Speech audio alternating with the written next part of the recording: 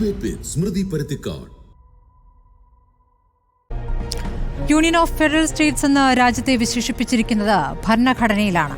രാജ്യത്തെ ഒരു സംസ്ഥാനം നൂറ്റാണ്ടിലോ പതിറ്റാണ്ടിലോ വല്ലപ്പോഴും മാത്രം സംഭവിക്കുന്ന ഒരു ദുരന്തത്തിൽ വിറങ്ങലിച്ച് നിൽക്കെ ആ ദുരന്തത്തിൽ നിന്നും കരകയറാൻ പെടാപ്പാട് പിടവേ 7, 8, 18 കൊല്ലം മുൻപുള്ള രക്ഷാപ്രവർത്തന കൂലി ആവശ്യപ്പെട്ടത് എന്ത് ഔചിത്യമാണെന്ന് ചോദിച്ചത് കോടതി മാത്രമല്ല, ഈ നാടൊന്നാകെയാണ്. കുടുക്ക പൊട്ടിച്ച് കാശ് കൊടുത്ത കുരുന്നുകളുടെ കരുതലൊന്നും വേണ്ട. മനുഷ്യത്വത്തിന്റെ കണിക അവശേഷിക്കുന്നുണ്ടെങ്കിൽ മുണ്ടക്കൈയിലെയും ചൂരൽമലയിലെയും ജനങ്ങളോട് ചെറുതായെങ്കിലും ചേർന്ന് നിൽക്കേണ്ട രാജ്യത്തെ ഭരണകൂടവും ഭരണാധികാരികളും. വിഷയം രാഷ്ട്രീയമാണെങ്കിൽ അതിനെത്രയോ വഴികൾ തെളിഞ്ഞു വരും ഇനിയും മുന്നിൽ. ഒരൊറ്റ പേത്തിൽ സർവം നശിച്ചവരെ നോക്കി തന്നെ വേണോ ഇന്ന് ചോദിച്ചാൽ കുറ്റം പറയാനാകുമോ? ദുരന്തമുഖത്തെ രക്ഷാപ്രവർത്തനത്തിലുള്ള കൂലി ചോദിക്കൽ കോടതിയെപ്പോലും അത്ഭുതപ്പെടുത്തുന്നുണ്ട്. ചോദ്യം ഇതാണ്, മാന്ത്രിക ഓർമ്മപ്പെടുത്തൽ.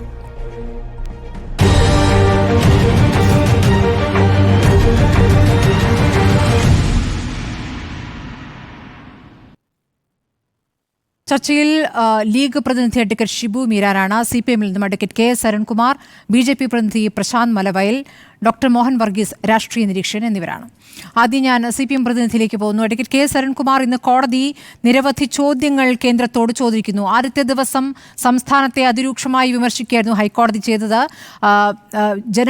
കോടതി ആരെ വിഡ്ഢിയാക്കാനാണ് ഈ സർക്കാരിൻ്റെ വിശദീകരണങ്ങൾ എന്നാണ് അന്ന് പറഞ്ഞത്. കാരണം കൃത്യമായ കണക്ക് സംസ്ഥാനം മുന്നോട്ട് വച്ചിരുന്നില്ല. പിന്നീട് കണക്കുകൾ സംസ്ഥാനം കോടതി മുമ്പാകെ എത്തുന്നു. ഇപ്പോൾ കോടതി കേന്ദ്രത്തോട് ചോദിക്കുന്നു, പഴയ കണക്കുകൾ ഇപ്പോഴാണോ ചോദിക്കേണ്ടത് എന്ന്. കോടതിയുടെ മാധ്യസ്ഥത്തെ എങ്ങനെയാണ് ഇപ്പോൾ അരുൺകുമാർ കാണുന്നത്? ഒരു പ്രതീക്ഷ നിലനിൽക്കുന്നുണ്ടോ? ഇവിടെ ഹൈക്കോടതിയുടെ ഡിവിഷൻ ബെഞ്ച് സുവോമോട്ടോ ആയിട്ട് ഈ കേസ് രജിസ്റ്റർ ചെയ്തതാണ്. കാരണം ഈ ദുരന്തമുണ്ടായി, ദുരന്തത്തിന്റെ പുനരധിവാസ പ്രവർത്തനങ്ങളും അതുപോലെ പുനർനിർമ്മാണ പ്രവർത്തനങ്ങളും എല്ലാം നടക്കുമ്പോൾ അത് ആ കേസിന്റെ മുന്നോട്ടുള്ള പോക്കിൽ കേന്ദ്രം എന്ത് സഹായമാണ് തന്നത് എന്ന് ഉള്ള ചോദ്യം ഉയർന്നു വന്നു. കേരളത്തിന്റെ റെപ്രസെന്റേഷൻ പെൻഡിംഗ് അല്ലേ, എന്തെങ്കിലും കൊടുക്കൂ എന്നെല്ലാം പറഞ്ഞു. മറ്റ് സംസ്ഥാനങ്ങൾക്ക് കൊടുത്ത പണത്തിന്റെ വിവരങ്ങളുമെല്ലാം കോടതിയുടെ മുന്നിൽ വന്നു. ആ സമയത്ത് കേന്ദ്ര ഗവൺമെന്റ് ഒരു അഫിഡവിറ്റ് ഹൈക്കോടതിയിൽ ഫയൽ ചെയ്തു. ആ അഫിഡവിറ്റിൽ സംസ്ഥാനത്തിന് കൊടുത്ത പണത്തിന്റെ വലിയ ഒരു പട്ടികയാണ് നിരത്തിയത്. ആ അഫിഡവിറ്റ് ഫയൽ ചെയ്തത് ഡിസംബർ മാസം 6-ാം തീയതിയാണ്. അതിന്റെ 3-ാമത്തെ പേജിൽ പട്ടികയുടെ 1-ാമത്തെ കോളത്തിൽ പറഞ്ഞത് 394.99 കോടി രൂപ സംസ്ഥാന ഗവൺമെന്റിന് കൊടുത്തു. പക്ഷെ അതിന്റെ തീയതി 31/3/2024 അതായത് ഈ ദുരന്തമുണ്ടാകുന്നതിന് 4 മാസം മുമ്പാണ് കേരളത്തിന്റെ അക്കൗണ്ടിലേക്ക് ധനകാര്യ കമ്മീഷന്റെ ശുപാർശ പ്രകാരം എല്ലാ സംസ്ഥാനങ്ങൾക്കും കൊടുക്കുന്നത് പോലുള്ള ഫണ്ട് വന്നത്. അതിനുശേഷം പണം കിട്ടിയതായിട്ട് പറഞ്ഞിരിക്കുന്നത് 31/7/2024 അതായത് ദുരന്തമുണ്ടായി പിറ്റേ ദിവസം. പക്ഷെ first instalment central share for the financial year 145.60 കോടി രൂപയാണ് ഷെയർ വന്നത്. പിന്നെ 1/10 വന്നു, അതും 145.60 കോടി രൂപയാണ്. അത് സെക്കൻഡ് ഇൻസ്റ്റാൾമെന്റ് ആണ്. അതായത് ഈ 2 തവണയായി 296 കോടി രൂപ മാത്രമാണ് എല്ലാ സംസ്ഥാനങ്ങൾക്കും കൊടുത്തതുപോലെ കേരളത്തിനും നേരത്തെ ധനകാര്യ കമ്മീഷൻ നിശ്ചയിച്ച ബജറ്റ് വിഹിതം കിട്ടി. അതിനുശേഷം 16/11/2024 ഒരു 153.46 കോടി രൂപ തന്നു എന്നതാണ് BJPയുടെ നേതാക്കന്മാർ ഉള്ള വാദം. കോടതിയിലടക്കം അവരുടെ അഭിഭാഷകർ വാദം നടത്താൻ ശ്രമിച്ചത്. പക്ഷെ അതിൽ പറഞ്ഞിട്ടുണ്ട് approval from NDRF subject to adjustment of 50% of balance available in SDRF. അത്തരത്തിലൊരു അപ്രൂവൽ അവർ ആഗ്രഹിച്ചു. അത് പണം കേരളത്തിന് ഡിസ്പേഴ്സ് ചെയ്തില്ല. അതാണ് ഈ കേരളത്തിൽ വലിയ തരത്തിലുള്ള എയർ ബില്ലും അതുപോലെ ഡെബ്രീസുമായി ബന്ധപ്പെട്ടുകൊണ്ടെല്ലാം അങ്ങനെ പണം കൊടുക്കാൻ ആലോചിക്കുമ്പോൾ അങ്ങനെ കൊടുത്തിരുന്നുവെങ്കിൽ അത് ഞങ്ങൾ തന്നെ കൂട്ടിക്കിഴിച്ച് ആ പണം തിരിച്ചു പിടിക്കുന്നു എന്ന രൂപത്തിലുള്ള ഒരു വാദം നടത്തിയത്. അല്ലാതെ ഒരു പണവും ഈ കേരളത്തിന് ഇതുവരെ തന്നിട്ടില്ല. വയനാടിന്റെ പേരിൽ 1 രൂപ പോലും റിലീസ് ചെയ്തിട്ടില്ല. ഇന്ന് ബഹുമാനപ്പെട്ട ഹൈക്കോടതി ചോദിച്ചത്, ഇത്തരത്തിൽ ദുരന്തമുഖത്ത് നിൽക്കുമ്പോൾ നിരവധി റെപ്രസെന്റേഷനുകൾ തന്ന് കാത്തിരിക്കുമ്പോൾ ഈ നാടിനെ പുനർനിർമ്മിക്കേണ്ട സാഹചര്യം നിലനിൽക്കുമ്പോൾ നിങ്ങൾ 2006 മുതൽ ഈ രാജ്യത്ത് പലതരത്തിൽ പ്രകൃതി ദുരന്തമുണ്ടായപ്പോൾ കേരളത്തിലെ പ്രകൃതി ദുരന്തത്തിന് ഫ്ലൈറ്റ് ഓടിയതും എയർഫോഴ്സിന്റെ ചെലവുമെല്ലാം ഇപ്പോൾ നിങ്ങൾ ഈടാക്കുന്നതിൽ എന്തു മര്യാദയാണ് എന്ന് ചോദിക്കുന്ന സാഹചര്യം ഉണ്ടായത്. ഇപ്പോൾ നമുക്ക് എല്ലാവർക്കും അറിയാവുന്നതുപോലെ പുനർനിർമ്മാണവുമായി ബന്ധപ്പെട്ടുകൊണ്ടുള്ള PDF ഫണ്ട് റെപ്രസെന്റേഷൻ എല്ലാം കൊടുത്തു. നമ്മൾ കാത്തിരിക്കുന്നു. 1 രൂപ പോലും തന്നിട്ടില്ല. ഹൈക്കോടതി കഴിഞ്ഞ തവണ ചോദിച്ചു, SDRF-ൽ എത്ര രൂപയുണ്ട്, നിങ്ങൾക്ക് കണക്കുണ്ടോ? അതോടൊപ്പം തന്നെ നിങ്ങൾ കമ്മിറ്റ്മെന്റ് ഉള്ള പണം എത്രയാണ്? അന്ന് സംസ്ഥാന ഗവൺമെന്റിന്റെ ഹാജരായ അഭിഭാഷകൻ പറഞ്ഞു. കമ്മിറ്റ്മെന്റ് ഉള്ളത് 14 ജില്ലകളിൽ നിന്നും, താലൂക്ക് ഓഫീസിൽ നിന്നും, വില്ലേജ് ഓഫീസിൽ നിന്നും, കൃഷി ഓഫീസിൽ നിന്നും, അതുപോലെ ക്ഷീര ഓഫീസിൽ നിന്നും എല്ലാം കണക്ക് ശേഖരിക്കണം, ഒരാഴ്ച വേണം. അന്ന് എല്ലാ മാധ്യമങ്ങളും സംസ്ഥാന ഗവൺമെന്റിനെതിരെ കോടതിയിൽ നിന്ന് രൂക്ഷ വിമർശനം എന്ന രൂപത്തിൽ തന്നെയാണ് ചർച്ച നടത്തിയത്. അപ്പോഴും ഞങ്ങൾ പറഞ്ഞത് ഒരാഴ്ച സമയം വേണം. ആ ഒരാഴ്ചയ്ക്കുള്ളിൽ തന്നെ കണക്കുകൾ ശേഖരിച്ചു കൊടുത്തു. 700 കോടി രൂപ സംസ്ഥാനത്തിന്റെ SDRF ഉണ്ട്.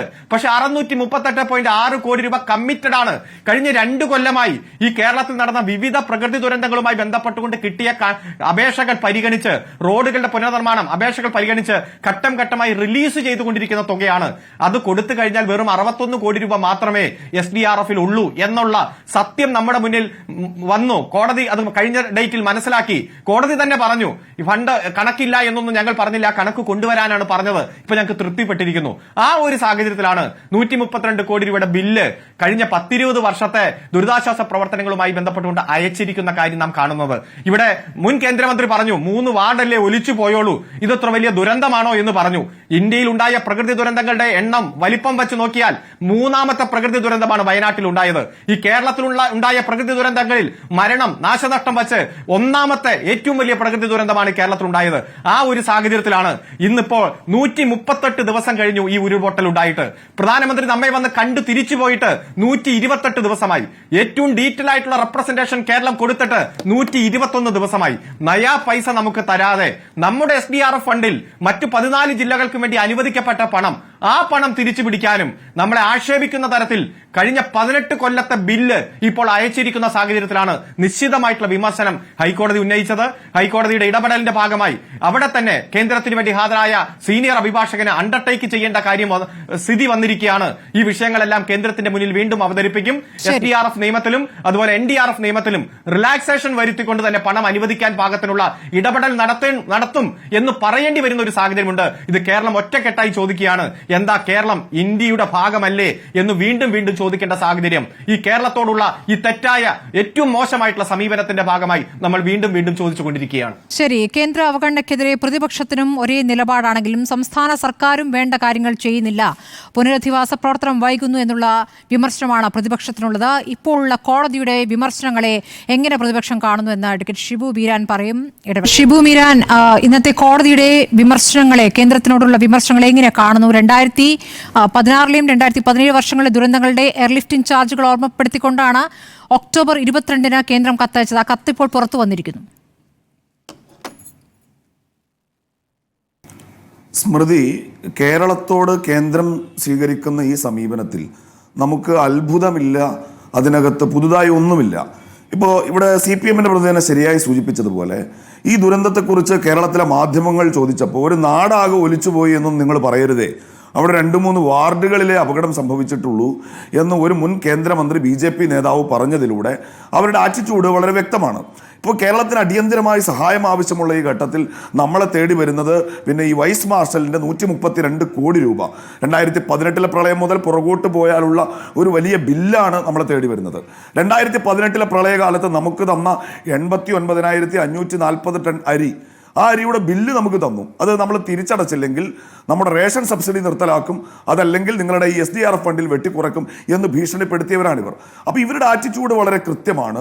മഹാരാഷ്ട്രയ്ക്ക് 1492 കോടി രൂപ കൊടുത്തവർ, 1000-ൽ പരം കോടി രൂപ പിന്നെ ആസാമിന് കൊടുത്തവർ, 655 കോടി രൂപ ബീഹാറിന് കൊടുത്തവർ, 600 കോടി രൂപ ആസാമിന് കൊടുത്തവർ, 1092 കോടി രൂപ ആന്ധ്രാപ്രദേശിന് കൊടുത്തവർ, കേരളത്തിന് 145 കോടി രൂപ മാത്രമാണ് ഈ പ്രയാസകരമായ ഘട്ടത്തിലും നൽകിയത് എന്ന് വരുമ്പോൾ കേന്ദ്ര സർക്കാർ കേരളം തങ്ങൾക്ക് രാഷ്ട്രീയമായി അടിയമപ്പെടാത്ത ഒരു പ്രദേശം എന്ന നിലക്ക് പകവീട്ടുന്നു എന്ന സമീപനം ഞങ്ങൾ അംഗീകരിക്കുന്നു. അത് പറയാൻ ഭയമില്ല, അത് പറയാൻ മടിയില്ല. കേരളത്തിൻ്റെ ബഹുമാനപ്പെട്ട ഹൈക്കോടതിയും ഇന്ന് വളരെ കൃത്യമായി അതുതന്നെയാണ് ചൂണ്ടിക്കാണിച്ചത്. പക്ഷെ ഒരു കാര്യം കൂട്ടിച്ചേർക്കാൻ സ്മൃതി ഞങ്ങൾ അനുവദിക്കണം. വയനാട്ടിലെ ജനങ്ങൾക്ക് വേണ്ടി ആ ദുരന്തത്തെ മുൻനിർത്തിക്കൊണ്ട് കേരളത്തിൻ്റെ പ്രതിപക്ഷം വാദിക്കുന്ന ഈ കേസിൽ 1-ാം പ്രതിയായി വരുന്നത് കേന്ദ്ര സർക്കാരാണ്, ഒരു സംശയമില്ല. പക്ഷേ ഈ കേസിൽ 2-ാം പ്രതിയാരാണ്? നമ്മളിതൊക്കെ ചർച്ച ചെയ്യുമ്പോൾ, ഈ കണക്കുകൾ പറയുമ്പോൾ, ഇതിൻ്റെ സാങ്കേതികത്വം പറയുമ്പോൾ നമ്മൾ ഓർക്കേണ്ടുന്ന ഒരു കാര്യമുണ്ട് സ്മൃതി. 100 കണക്കിന് ആളുകൾ അവിടെ മരണപ്പെട്ടവർക്ക് നമ്മൾ 6 ലക്ഷം രൂപ വീതം സാമ്പത്തിക ധനസഹായം പ്രഖ്യാപിച്ചു. 34 DNA ടെസ്റ്റുകൾ ഇനിയും പുറത്തു വരാത്തതിൻ്റെ പേരിൽ ആ സഹായം കിട്ടാത്ത 34 പേർ അവിടെയുണ്ട്. ശരീരഭാഗങ്ങൾ കണ്ടെത്തി DNA ടെസ്റ്റിന് അയച്ചവരെ കുറിച്ചാണ് ഞാൻ പറയുന്നത് സ്മൃതി. കണ്ടെത്താത്ത നടത്താത്തവരെ കുറിച്ച് അപ്പോൾ സ്മൃതി മനസ്സിലാക്കണം. തീർന്നില്ല. ഈ ദുരന്തത്തിന്റെ ഭാഗമായി ചികിത്സയിൽപ്പെട്ട് പിന്നീട് ഡിസ്ചാർജ് ചെയ്യപ്പെട്ടവരുണ്ട്. നമുക്കറിയാം അവരാരും പൂർണ്ണ ആരോഗ്യത്തോടെ ഡിസ്ചാർജ് ചെയ്യപ്പെട്ടു പോയവരല്ല. അവരുടെ തുടർ ചികിത്സ കേരളത്തിലെ ഗവൺമെന്റ് ഏറ്റെടുത്തിരുന്നു. ആ തുടർ ചികിത്സയുമായി ബന്ധപ്പെട്ട് ഒരാൾക്ക് പോലും നമ്മൾ ഇതുവരെ 1 രൂപ കൊടുത്തിട്ടില്ല. ആ മനുഷ്യർ തിരിച്ചടക്കാനുള്ള ലോണുകളുണ്ട്, ഗാർഹിക വായ്പകളുണ്ട്, വിദ്യാഭ്യാസ വായ്പകളുണ്ട്, അവരുടെ കച്ചവട സ്ഥാപനങ്ങൾക്ക് വേണ്ടി അവരെടുത്ത വായ്പകളുണ്ട്. KSFE, ഞാൻ സ്മൃതിക്ക് ഒരു നോട്ടീസ് അയച്ചു തരാം. KSFE അവർക്ക് നോട്ടീസ് അയക്കുന്നു, ഒരു മൊറട്ടോറിയം പ്രഖ്യാപിച്ചു. ഇന്നലെ ആ ഇരകൾ കൽപ്പറ്റയിലെ കാനറ ലീഡ് ബാങ്കിലേക്ക് അവർ സമരം നടത്തി. അതിൽ തീരുമാനമെടുക്കേണ്ടത് ആരാണ്? കേരളത്തിലെ ഗവൺമെന്റാണ്. തീർന്നില്ല. അവരുടെ ലോൺ മാത്രമല്ല, അവരുടെ തുടർ വിദ്യാഭ്യാസം അവിടുത്തെ കുട്ടികളുടെ ഈ സർക്കാർ തിരിഞ്ഞു നോക്കുന്നില്ല. എന്ന് വെച്ചാൽ വാടക കൊടുക്കുന്നില്ല. അവർക്ക് കൊടുക്കുമെന്ന് പറഞ്ഞ 300 രൂപ അവർക്ക് ലഭിക്കുന്നില്ല. പൂർണ്ണമായും കൊടുത്തു എന്ന് പറയാൻ കഴിയുന്ന ആകെയുള്ള കാര്യം അടിയന്തര സാമ്പത്തിക സഹായമായിരുന്ന 10,000 രൂപ മാത്രമാണ്. ഈ ബാങ്കുകളുടെ മേൽ അതല്ലെങ്കിൽ ഈ DNA ടെസ്റ്റ്, ഞാൻ ഈ പറഞ്ഞ കാര്യങ്ങളിൽ തീരുമാനമെടുക്കാനുള്ള അധികാരം സംസ്ഥാന സർക്കാരിനില്ലേ? ഈ ദിവസങ്ങളിൽ, ഈ വയനാട് ദുരന്ത ദിവസങ്ങളിൽ വൈകാരികമായ ആവേശത്തോടെ കേരളത്തിലെ ജനങ്ങൾ സംസ്ഥാന മുഖ്യമന്ത്രിയുടെ ദുരിതാശ്വാസ നിധിയിലേക്ക് കൊടുത്തത് 658 കോടി രൂപയാണ്. നമ്മൾ 7 കോടി രൂപയെ ചെലവഴിച്ചിട്ടുള്ള സ്മൃതി. ആ പണം ആ മനുഷ്യരുടെ കൈകളിലേക്ക് എത്തിക്കാൻ, അവരുടെ ചികിത്സ ഉറപ്പാക്കാൻ, അവരുടെ ലോണിന്റെ കാര്യത്തിൽ തീരുമാനമുണ്ടാക്കാൻ, അവിടുത്തെ കുട്ടികളുടെ വിദ്യാഭ്യാസം ഉറപ്പാക്കാൻ, ആ മനുഷ്യരെ തീരുമാനിക്കാൻ സംസ്ഥാന സർക്കാരിന് രാഷ്ട്രീയ തീരുമാനമെടുക്കാൻ അവകാശമുള്ള ഈ കാര്യങ്ങളിൽ നിങ്ങളെ തടയുന്നത് എന്താണ് എന്ന ചോദ്യത്തിൻ്റെ ഉത്തരം സംസ്ഥാന സർക്കാർ ഇവിടെ നൽകണം. ഞാൻ പറഞ്ഞത് വയനാട്ടിലെ ജനങ്ങൾക്ക് വേണ്ടി ഞങ്ങൾ വാദിക്കുന്ന ഈ കേസിലെ 1-ാം പ്രതി കേന്ദ്ര സർക്കാരാണെങ്കിൽ നമുക്കൊരു സംശയം വേണ്ട സ്മൃതി, അതിലെ 2-ാം പ്രതി സംസ്ഥാന സർക്കാരാണ്. കേന്ദ്ര അവഗണനയെ സംസ്ഥാനത്തിൻ്റെ അനാസ്ഥ മറച്ചു പിടിക്കാനുള്ള ഒരവസരമായി ദുരുപയോഗം ചെയ്യരുത് എന്നാണ് വളരെ വിനയത്തോടെ കേരളത്തിന്റെ പ്രതിപക്ഷം. പക്ഷേ SDRF-ലെ തുക ചെലവഴിക്കുന്നതിൽ മാനദണ്ഡങ്ങളിൽ മാറ്റം വരുത്തണം എന്നുകൂടി കേരളം ആവശ്യപ്പെടുന്നുണ്ട്. കാരണം പണം ഇങ്ങോട്ട് തന്നിട്ടുണ്ട്, പക്ഷെ തൊടാൻ പറ്റാത്ത അവസ്ഥ, അതാണ് മാനദണ്ഡം. ഇപ്പോൾ താങ്കൾ പറഞ്ഞ കാര്യങ്ങൾക്ക് അരുൺ മറുപടി പറയും. ഈ തുടർ ചികിത്സയ്ക്കുള്ള സഹായം, ഈ DNA ടെസ്റ്റ് മുഴുവൻ തെളിയാത്തത് കൊണ്ട് ചില കുടുംബങ്ങൾക്ക് കിട്ടാത്ത സഹായം, അതൊക്കെ എവിടെ നിൽക്കട്ടെ, അതിന് അരുൺ മറുപടി നൽകേണ്ടതാണ്. പക്ഷേ ഈ SDRF-ലെ തുക ചെലവഴിക്കുന്നതിലെ മാനദണ്ഡങ്ങൾ അതൊരു വലിയ തടസ്സമല്ലേ? പണം നൽകിയോ എന്ന് ചോദിച്ചാൽ പണം നൽകിയിട്ടുണ്ട്, ആ പണം അവിടെയുണ്ട്, പക്ഷെ അത് തൊടാൻ പറ്റില്ല. തീർച്ചയായും സ്മൃതി, ഞാൻ ആദ്യമേ പറഞ്ഞല്ലോ, കേന്ദ്ര സർക്കാരിന്റെ നിഷേധാത്മകമായ സമീപനത്തെ ഞങ്ങൾ നിരാകരിക്കുന്നു. ഇപ്പോൾ പ്രിയങ്ക ഗാന്ധിയുടെ നേതൃത്വത്തിൽ, അവിടുത്തെ MP ആണല്ലോ, അമിത്ഷായെ നേരിട്ട് കണ്ട് ചില സഹായങ്ങൾ അഭ്യർത്ഥിച്ചിരുന്നു. അദ്ദേഹം ഉടനെ ശരിയാക്കാമെന്ന് പറഞ്ഞയച്ചതല്ലാതെ പിന്നെ നടന്ന ചർച്ചയിൽ ഒരു മറുപടിയും അദ്ദേഹത്തിന്റെ ഭാഗത്തുണ്ടായിട്ടില്ല. ഇതുമായി ബന്ധപ്പെട്ട് നേരത്തെ പാർലമെന്റിൽ ഇതുമായി ബന്ധപ്പെട്ടൊരു ബില്ല് ചർച്ച ചെയ്തപ്പോൾ കേരളം മുന്നോട്ട് വെച്ച, കേരളത്തിന്റെ പ്രതിപക്ഷം മുന്നോട്ട് വെച്ച, കേരളത്തിലെ ഭരണപക്ഷം മുന്നോട്ട് വെച്ച ഗൗരവതരമായ കാര്യങ്ങൾ, അതിനോട് BJP ഗവൺമെന്റ് നിഷേധാത്മകമായ സമീപനം സ്വീകരിച്ചിട്ടുണ്ട്. ഈ കഴിഞ്ഞ ദിവസം പാർലമെന്റിന്റെ മുൻപിൽ കേരളത്തിൽ നിന്നുള്ള MP-മാർ പ്രതിഷേധിച്ചിരുന്നു. എൻ്റെ ധാരണ ശരിയാണെങ്കിൽ ഇടതുപക്ഷത്തിന്റെ MP-മാർ അടക്കം അതിൽ പങ്കെടുക്കുകയും ചെയ്തിരുന്നു. കൂട്ടായ വിഷയങ്ങളിൽ കേന്ദ്രത്തോട് കൂട്ടായി വിലപേശുന്നതിൽ ഒരു പ്രയാസവും ഇല്ല. പക്ഷേ ഞാൻ ഈ പറഞ്ഞ കാര്യങ്ങൾ സംസ്ഥാന സർക്കാരിൻ്റെ അനാസ്ഥയെക്കുറിച്ച് പറഞ്ഞത് അവിടെ നിൽക്കണം. നമ്മളിവിടെ ചെയ്യേണ്ടത് പ്രഥമ പരിഗണന ആ മനുഷ്യർക്കൂടെ, സർവസ്വം നഷ്ടപ്പെട്ടവരാണ്, ജീവിതം മുന്നിൽ ഒരു വലിയ ചോദ്യചിഹ്നം നിൽക്കുന്നവരാണ്. അവർക്ക് ഇത്തരം സാങ്കേതികതകളോ ഇത്തരം കണക്കുകളോ മനസ്സിലാവില്ല. അവർക്ക് വേണ്ടി ആത്മാർത്ഥമായ ഒരു സഹായമാണ് നമ്മൾ ചെയ്യാൻ ഉദ്ദേശിക്കുന്നതെങ്കിൽ 2 കാര്യങ്ങൾ നമ്മൾ ചെയ്യണം. ഒരു ഭാഗത്ത് ഞാൻ ഉറപ്പിച്ചു പറയുന്നു, കേന്ദ്രത്തിനെതിരെ കർശനമായ നിലപാട് നമ്മൾ സ്വീകരിക്കണം. രണ്ടാമത്തേത്, നമുക്ക് തീരുമാനമെടുത്ത് നൽകാൻ കഴിയുന്ന സഹായങ്ങളിൽ അടിയന്തിരമായ തീരുമാനം, അടിയന്തിരമായ നടപടി നമ്മുടെ അധികാര പരിധിയിൽ നിന്ന് ചെയ്യാൻ കഴിയുന്നത് സംസ്ഥാന സർക്കാർ ചെയ്യണം. ഇത്തരത്തിലുള്ള സന്തുലിതമായ സമീപനമാണ് നമ്മൾ ഈ ദുരന്തത്തിലെ ഇരകളോട് സ്വീകരിക്കേണ്ടത്. അതല്ലാത്ത ഒരു രാഷ്ട്രീയ വാഗ്വാദത്തിന്റെ വേദിയാക്കി ഇത് മാറ്റിയാൽ അനുഭവിക്കേണ്ടി വരുന്നത് ആ പാവം മനുഷ്യരാണ്. അവർ ഒരുപാട് വില കൊടുത്തവരാണ് സ്മൃതി. അവരെ മുൻനിർത്തിക്കൊണ്ട് രാഷ്ട്രീയ തർക്കം അത് പൂർണ്ണമായും അവരത് കേൾക്കുകയാണ്, അവർക്കത് ദഹിക്കും എന്ന് തോന്നുന്നില്ല.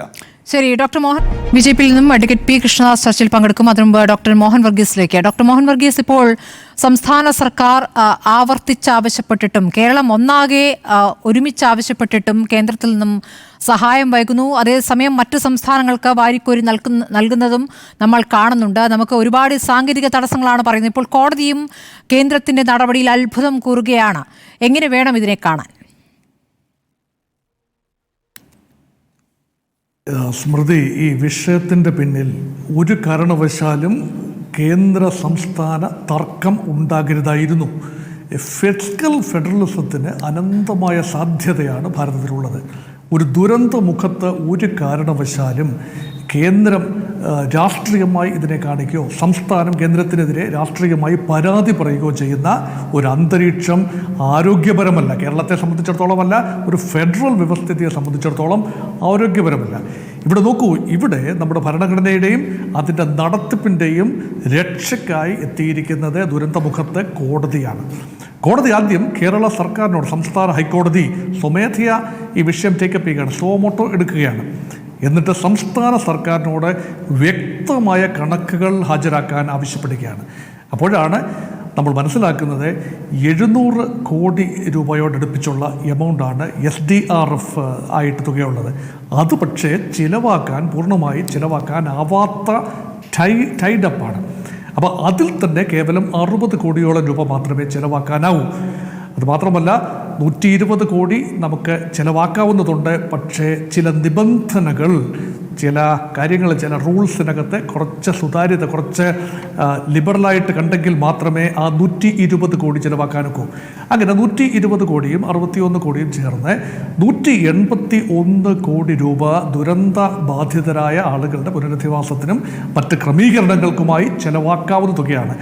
അത് ചിലവാക്കാനുള്ള സാഹചര്യം ഒരുക്കുന്നതിനായി കോടതി കേന്ദ്രത്തിൻ്റെയും സംസ്ഥാനത്തിൻ്റെയും ഇടയ്ക്ക് മധ്യസ്ഥതയുടെ റോള് വഹിക്കുന്ന ഒരു കാഴ്ചയാണ് കാണുന്നത്. ഈ ഒരു അന്തരീക്ഷത്തിലാണ് കോടതി ചോദിച്ചിരിക്കുന്നത്, കേന്ദ്രത്തോട് ചോദിച്ച് 2 ചോദ്യങ്ങളാണ്. ഒന്ന്, ഈ റൂൾസ് സ്വല്പം ലിബറൽ ആക്കുന്നതിൽ എന്താണ് തടസ്സം? ഈ 120 കോടി രൂപ റിലീസ് ചെയ്യാൻ തക്ക ഒരു സാഹചര്യം ഉണ്ടാക്കുന്നതിൽ എന്താണ് തടസ്സം? കേന്ദ്രത്തിൻ്റെ ഭാഗത്തുണ്ടായ ഒരു നിർദ്ദേശമെന്ന് പറയുന്നത്, കേന്ദ്രം പറയുന്നു 700 കോടി രൂപ എങ്ങനെയാണ് വിനിയോഗിച്ചത് എന്നതിനെക്കുറിച്ചുള്ള കണക്കുണ്ടെങ്കിൽ മാത്രമേ അതുമായി ബന്ധപ്പെട്ട തുക റിലീസ് ചെയ്യാനും അനുവദിച്ച തുക തന്നെ ചെലവാക്കാനും സാധിക്കൂ എന്ന് പറയുമ്പോൾ അതിൽ കൂടുതൽ വ്യക്തത ആവശ്യമുണ്ട്. ആ വ്യക്തത കോടതി കേന്ദ്ര സർക്കാരിനോട് ചോദ്യത്തിൻ്റെ രൂപത്തിൽ ആവശ്യപ്പെട്ടിരിക്കുകയാണ്. അതൊരു കാര്യം. രണ്ടാമത്തെ കുറച്ചുകൂടെ ക്രൂരമായ ഒരു കാര്യമാണ്. കാരണം പുരയ്ക്ക് തീ പിടിക്കുമ്പോഴല്ല വാഴ വെട്ടേണ്ടത്. അതുകൊണ്ട് ഇവിടെ 132 കോടി രൂപ പല സമയങ്ങളിലായി കേന്ദ്രത്തിൻ്റെ സഹായം ഹെലികോപ്റ്ററുകളുടെ രൂപത്തിലും ഈ ദുരിതബാധിതരെ സുരക്ഷിത സ്ഥാനത്തേക്ക് എത്തിക്കാനുള്ള ലോജിസ്റ്റിക്കൽ സംവിധാനം, അതുമായി ബന്ധപ്പെട്ട് കാലാകാലങ്ങളിൽ ചിലവാക്കിയത് 2006 ചിലവാക്കിയ ചെറിയൊരു തുകയുണ്ട്, 2016 17 ചിലവാക്കിയ തുകയുൾപ്പെടെ ഒക്ടോബർ മാസം ചോദിക്കുകയാണ്. ദുരന്തം കഴിഞ്ഞ് 2 മാസത്തിനുള്ളിൽ ചോദിക്കുകയാണ് ആ തുക തിരിച്ചടയ്ക്കണം, അല്ലെങ്കിൽ അത് വകവെച്ച് തരണം. കേന്ദ്രം തരാനുള്ള തുകയിൽ അത്രയും തുക വകവെച്ച് തരണം എന്ന് പറയുമ്പോൾ അതിനകത്തൊരു ക്രൂരമായ എലമെൻ്റ് കാണുന്നു. ഒരുപക്ഷെ അത് നിയമപരമായി സാധുവായിരിക്കാം, പക്ഷേ ഇതിനൊക്കെ ഒരു സമയമുണ്ട്. എന്ത് ചെയ്യുന്നതിനും ഒരു സമയമുണ്ട്. അപ്പം സ്ഥലകാല ബോധമില്ലാതെ കേന്ദ്രം അത് ചോദിച്ചു എന്ന് പറയുമ്പോൾ, അതുമായി ബന്ധപ്പെട്ട രേഖകൾ ഹാജരാക്കാൻ കേരളത്തിന് കഴിഞ്ഞു എന്ന് പറയുമ്പോൾ അവിടെ കോടതി കേന്ദ്രത്തോട് ശക്തമായി ചോദ്യങ്ങൾ ചോദിക്കുകയാണ്. അപ്പോൾ ഇത് കേന്ദ്രമാണ്. അപ്പോൾ ഇവിടെ നമുക്ക് പ്രഥമ ദൃഷ്ടിയെ തോന്നാം കേന്ദ്രം വയനാടിനെ രാഷ്ട്രീയമായി കാണുന്നു. നമുക്ക് രാഷ്ട്രീയമായി കോൺഗ്രസിൻ്റെ ഒരു തട്ടകമാണ് രാഹുൽ ഗാന്ധി പ്രതിനിധാനം ചെയ്ത മണ്ഡലം, ഇപ്പോൾ പ്രിയങ്ക ഗാന്ധി റെപ്രസെൻറ്റ് ചെയ്യുന്ന ലോക്സഭാ മണ്ഡലം. അപ്പോൾ അവിടെ ഒരു ദുരന്തം നടത്തുമ്പോൾ BJPക്ക് കാര്യമായ സാധ്യതകളില്ലാത്ത ഒരു മണ്ഡലം, സംസ്ഥാന പ്രസിഡന്റ് K. സുരേന്ദ്രൻ മത്സരിച്ചപ്പോഴും കാര്യമായ നേട്ടമൊന്നും ഉണ്ടാക്കാൻ സാധിച്ചില്ല. ഈ കഴിഞ്ഞ തെരഞ്ഞെടുപ്പിൽ പോലും BJPക്ക് കാര്യമായ മുന്നേറ്റമുണ്ടാക്കാൻ കഴിയാതെ പോയൊരു മണ്ഡലത്തെ ആ രീതിയിൽ കാണാനാവുമോ? പൂർണ്ണമായും കേന്ദ്രത്തെ പഴി പറയുന്നതിൽ കാര്യമില്ല. സംസ്ഥാനത്തിൻ്റെ ഭാഗത്താണ്, സംസ്ഥാനത്തിൻ്റെ ഭാഗത്താണ് ഇമ്മീഡിയറ്റ് കാര്യങ്ങൾ ഭൂമി ഏറ്റെടുക്കേണ്ടത്, ഇമ്മീഡിയറ്റ് കാര്യങ്ങൾ ചെയ്യേണ്ട സംസ്ഥാനം തന്നെയാണ്. കേന്ദ്രത്തിന് ചെയ്യാനാവുന്നത് കേന്ദ്ര സർക്കാരിന് പൊതുമേഖലാ ബാങ്കുകളെ സമീപിച്ച് അവർക്ക് നിർദ്ദേശം കൊടുക്കാൻ സാധിക്കും. ഇപ്പോൾ അനുവദിച്ചിട്ടുള്ള മൊറട്ടോറിയം പോരാ, അത് മാത്രമല്ല ലോൺ പരമാവധി എഴുതിത്തള്ളാൻ വായ്പകൾ, കാർഷിക വായ്പകൾ, ഭവന നിർമ്മാണ വായ്പകൾ, അതൊക്കെ ആകെയുള്ളത് ചെറിയൊരു തുകയാണ്. 1000 പേരോളം 1000 ഫാമിലീസാണ് ബാധിതരായത്, പൂർണ്ണമായും ബാധിതരായത്. അതിലൊരു 500 ഫാമിലീസിനോളം ലോണുകളുണ്ട്, പല വിധത്തിലുള്ള ലോണുകളുണ്ട്. പൊതുമേഖലാ സ്ഥാപനങ്ങളുടെ, പൊതുമേഖലാ ബാങ്കുകളിൽ നിന്നും ഈ വ്യക്തികൾ എടുത്ത ലോണിൻ്റെ തുക കേവലം 35 കോടി രൂപയോളം മാത്രമേ വരൂ. ആ തുകയെങ്കിലും പൂർണ്ണമായി എഴുതിത്തള്ളാനുള്ള ഒരു പ്രേരണ കേന്ദ്ര സർക്കാർ, അല്ലെങ്കിൽ സമ്മർദ്ദം, അല്ലെങ്കിൽ ആ ഒരു ഗ്യാരണ്ടി ബാങ്കുകൾക്ക് കൊടുക്കുന്നതിൽ എന്താണ് തടസ്സം എന്ന ചോദ്യം ന്യായമായി ഉന്നയിക്കാം. അത് കേന്ദ്രത്തിൻ്റെ ഭാഗത്ത്. അത് മാത്രമല്ല, ഇവിടെ സംസ്ഥാനത്തിൻ്റെ ഭാഗത്ത് ഉണ്ടാകേണ്ട ചില കാര്യങ്ങൾ, അവശ്യം ചെയ്യേണ്ട ചില കാര്യങ്ങൾ ഉണ്ടായിരുന്നു. അതിലൊരു പോരായ്മ പറ്റി എന്നത് വ്യക്തമാണ്. കാരണം 700-ലധികം ഭവനങ്ങൾ, 1000-ഓളം ഭവനങ്ങൾ നഷ്ടപ്പെട്ടു. 700-ഓളം ഭവനങ്ങൾ നിർമ്മിച്ച് നൽകാമെന്ന വാഗ്ദാനമുണ്ട്. കർണാടക സർക്കാർ 100 ഭവനങ്ങൾ എഗ്രി ചെയ്തിട്ടുണ്ട്. കോൺഗ്രസ് പാർട്ടിയുടെ ഭാഗത്തു നിന്നൊരു 100, യൂത്ത് കോൺഗ്രസ് പാർട്ടിയുടെ ഭാഗത്തു നിന്നൊരു 100 ഭവനങ്ങൾ, അതുപോലെ DYFIയുടെ ഓഫറായി 100 ഭവനങ്ങൾ, അതുപോലെ കത്തോലിക്ക സഭ 100 ഭവനങ്ങൾ, ഓർത്തഡോക്സ് സഭയുടെ ഭാഗത്ത് 50 ഭവനങ്ങൾ, അങ്ങനെ 700-ഓളം ഭവനങ്ങൾ, ചെറുതും വലുതുമായ ഓഫറുകൾ വന്നിട്ടുണ്ട്. ഇത് ക്രോഡീകരിക്കാനായി ഒരു സമ്മേളനം വിളിച്ചുകൂട്ടി അതിനൊരു സമയക്രമം പാലിച്ചുകൊണ്ട് ഇതൊന്നും ഇതുവരെ കാര്യമായി മുന്നോട്ട് പോയതായി കണ്ടില്ല. അത് മാത്രമല്ല, എസ്റ്റേറ്റുകൾ ഉൾപ്പെടെയുള്ള സ്ഥലങ്ങൾ ഏറ്റെടുത്ത് ഒരു മാതൃകാ ടൗൺഷിപ്പ് സ്ഥാപിക്കാനുള്ള നീക്കങ്ങൾ ഇപ്പോഴും ആ വഞ്ചി തിരുനക്കര തന്നെയാണ്. അപ്പോൾ സംസ്ഥാന ഗവൺമെൻറ് ചെയ്യേണ്ട കാര്യങ്ങൾ, കാരണം കുറച്ചുകൂടെ ജാഗ്രത പുലർത്തിക്കൊണ്ട് സ്ഥലം ഏറ്റെടുപ്പ് കേസുകളിലേക്കും വഴക്കിലേക്കും വിവാദങ്ങളിലേക്കും പോകാതെ നോക്കാനുള്ള ചുമതല സംസ്ഥാനത്തിനുണ്ടായിരുന്നു. അപ്പോൾ ആശാരിയുടെ പണിക്കുറവും അതുപോലെ തടിയുടെ വളവും എല്ലാം ചേർന്ന് വയനാട്ടിലെ നിസ്സഹായരായ, ഭൂമി നഷ്ടപ്പെട്ട, ജീവൻ പൊലിഞ്ഞ ആളുകളുടെ ബന്ധുക്കൾക്ക് വളരെ വലിയ ആഘാതമാണ് സൃഷ്ടിക്കുന്നത്. ഇപ്പോൾ 4 മാസവും 15 ദിവസവും കഴിഞ്ഞിരിക്കുന്നു ആ ഒരു മഹാദുരന്തം സംഭവിച്ചിട്ട്. ഇതിനകം തന്നെ വ്യക്തമായ ക്ലിപ്തമായ ഒരു നിലപാടിലേക്ക് എത്താൻ കേന്ദ്രത്തിനും സംസ്ഥാനത്തിനും കഴിയുന്നില്ല. 2 കൂട്ടരും പരസ്പരം കുറ്റപ്പെടുത്തുന്ന ഒരു നിലപാടാണ്. അവിടെ രക്ഷയ്ക്ക്, വയനാടിലെ ജനതയുടെ ദുരന്തബാധിതരുടെ രക്ഷയ്ക്കായി വരുന്നത് നമ്മുടെ കോടതിയാണ്. നമ്മൾ തിരഞ്ഞെടുക്കാത്ത നമ്മുടെ കോടതി. ഒരു ജനാധിപത്യ ക്രമത്തിൽ നമ്മൾ ലെജിസ്ലേച്ചറിനെ തിരഞ്ഞെടുക്കുന്നു, അവർ ചേർന്ന് പാർലമെന്ററി സിസ്റ്റത്തിൽ എക്സിക്യൂട്ടീവിനെ തിരഞ്ഞെടുക്കുന്നു. ആ എക്സിക്യൂട്ടീവിൻ്റെ ഭാഗത്ത് വരുന്ന പാളിച്ചകൾ, മെല്ലപ്പോക്ക്, ചക്കളത്തി പോരാട്ടം, അത് അരുത് കാട്ടാള എന്ന് പറയാൻ കോടതി വന്നിരിക്കുന്നു. ആദ്യം സംസ്ഥാന സർക്കാർ നൽകിയ താക്കീത്, പിന്നീട് കേന്ദ്ര സർക്കാർ നൽകിയ ഒരു ചോദ്യം. ഇങ്ങനെ കോടതി ശക്തമായി പ്രവർത്തിക്കുന്നു. പക്ഷേ എനിക്ക് തോന്നുന്നത് ഇത് അടുത്ത ഘട്ടത്തിലേക്ക്, സുപ്രീം കോടതിയിലേക്ക് പോകേണ്ട ഒരു വിഷയമായി മാറാനുള്ള സാധ്യതയുണ്ട്. കാരണം ഫിസ്ക്കൽ ഫെഡറലിസത്തിൽ അൾട്ടിമേറ്റ് മാനേജ്മെന്റ്, കേന്ദ്രവും സംസ്ഥാനവും തമ്മിൽ തർക്കമുണ്ടായാൽ അങ്ങനെ വരുന്ന കേസുകൾ കൈകാര്യം ചെയ്യാൻ ഒരുപക്ഷെ സംസ്ഥാന ഹൈക്കോടതിയുടെ ഡിവിഷൻ ബെഞ്ചിന് കഴിയാതെ പോകും. അതുകൊണ്ട് കേന്ദ്ര തലത്തിലേക്ക്, സുപ്രീം കോടതി തലത്തിലേക്ക് ഈ കേസ് പോയാലും അത്ഭുതപ്പെടാനില്ല. ഒരുപക്ഷെ ഭാവിയിലെ നിയമ വിദ്യാർത്ഥികളുടെ ഒരു ഫിസ്ക്കൽ ഫെഡറലിസം മാനേജ് ചെയ്യാനുള്ള ഒരു ജുഡീഷ്യൽ ആക്ടിവിസത്തിൻ്റെ ഒരു റോളിനെ കുറിച്ചുള്ള പഠന പുസ്തകത്തിൽ പോലും ഈ വിഷയം ഒരുപക്ഷെ പഠന വിഷയമായി വരാനുള്ള സാധ്യതയാണ് കാണുന്നത്. അതുകൊണ്ട് ദുരന്തത്തിന് പിന്നിൽ രാഷ്ട്രീയം കലർത്തുന്ന വളരെ ദൗർഭാഗ്യകരമായ ഒരു രീതി ഓർത്ത് കേരളത്തിലെ ഓരോ വ്യക്തിയും ലജ്ജിക്കേണ്ട കാര്യമാണ്. ഇതിനകത്ത് ഒരു പാർട്ടിക്കും മനഃപൂർവ്വമായ റോളുണ്ടെന്ന് എനിക്ക് കരുതാനാവില്ല. പൊതുവെ നമ്മുടെ കൾച്ചറിന്റെ ഭാഗമായി മാറിയിരിക്കുന്നു ഈ ഒരു അവഗണനയുണ്ടെന്ന്. പരസ്പരം ഒരു ദുരന്തം ഉണ്ടാകുമ്പോൾ കേരളത്തെ സംബന്ധിച്ച് കേന്ദ്ര അവഗണനയുടെ ഒരുപാട് ഉദാഹരണങ്ങളുണ്ട്. പക്ഷേ ഒരു ദുരന്ത ഘട്ടത്തിലെങ്കിലും ആ രീതിയിലുള്ള പെരുമാറ്റം ഉണ്ടാകില്ല. പ്രത്യേകിച്ച് പ്രധാനമന്ത്രി വന്നു പോയപ്പോൾ അന്ന് പറഞ്ഞ വാചകങ്ങൾ ആ നിലയ്ക്ക് കേരളം ഒന്നാകെ വിശ്വസിച്ചിരുന്നു എന്നുള്ളതാണ്. അഡ്വക്കേറ്റ് പി കൃഷ്ണദാസ്, അതിശക്തമായ വിമർശനം. കോടതിയെ സംബന്ധിച്ച് കോടതി അത്ഭുതം കൂറുകയാണ്. കാരണം ചൂരൽമല മുണ്ടക്കൈ ദുരന്തത്തിൽ സഹായം സംസ്ഥാനം ആവശ്യപ്പെട്ട് അങ്ങോട്ട് കത്തയക്കുമ്പോൾ പകരം നിങ്ങളിതാ 2006 മുതൽ നൽകാനുള്ള കണക്കിതാ അങ്ങോട്ട് പിടിച്ചോളൂ എന്ന് പറഞ്ഞ് 2006, 16, അതിനുശേഷം 2017, ഇപ്പോൾ 24 അങ്ങനെ കണക്കുകൾ ഇങ്ങോട്ട് തരികയാണ്. എയർലിഫ്റ്റിൻ്റെ അടക്കം ചാർജ് ഈടാക്കാൻ ഉള്ള ഒരു തിടുക്കം, ഒരു ദുരന്തത്തിൻ്റെ കണക്ക്, ഒരു ദുരന്തത്തിലെ സഹായം അങ്ങോട്ട് ആവശ്യപ്പെടുമ്പോഴാണോ ചോദിക്കുന്നത് എന്ന് കോടതി അത്ഭുതം കൂറുകയാണ്. എന്താണ് ഇതിൽ BJPക്ക് പറയാനുള്ളത്?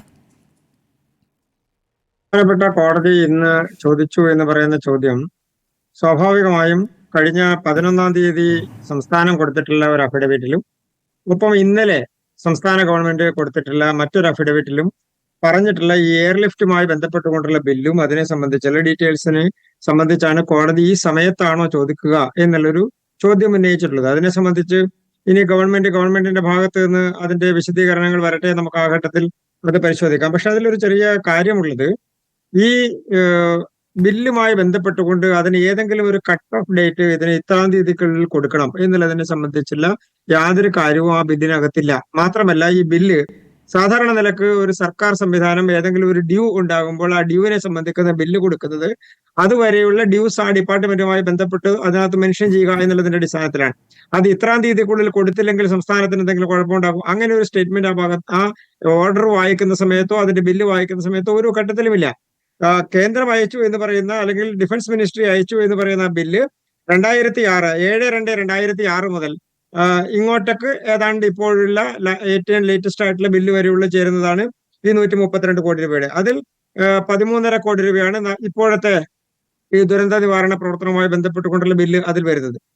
അങ്ങ് ചോദിച്ച ചോദ്യത്തിന്റെ അടിസ്ഥാനത്തിൽ ഞാൻ ഒന്ന് രണ്ട് കാര്യങ്ങൾ സൂചിപ്പിക്കാൻ ആഗ്രഹിക്കുന്നത്, ഈ ദുരന്ത നിവാരണ ഫണ്ടിലേക്ക് കേന്ദ്ര ഗവൺമെന്റ് NDRFന്റെ ഭാഗമായി കൊടുക്കുന്ന പണവും സംസ്ഥാന ഗവൺമെന്റിന്റെ ഷെയർ SDRFിലേക്ക് വരുന്നതിന് കൂടി ഭാഗമായിട്ടുള്ള പണം എടുത്തിട്ടാണ് ഏതൊരു സംസ്ഥാനത്തിനെ സംബന്ധിച്ചും ഒരു ദുരന്തമുണ്ടാകുമ്പോൾ അവിടെ ചെലവാക്കാൻ വേണ്ടി കഴിയുക.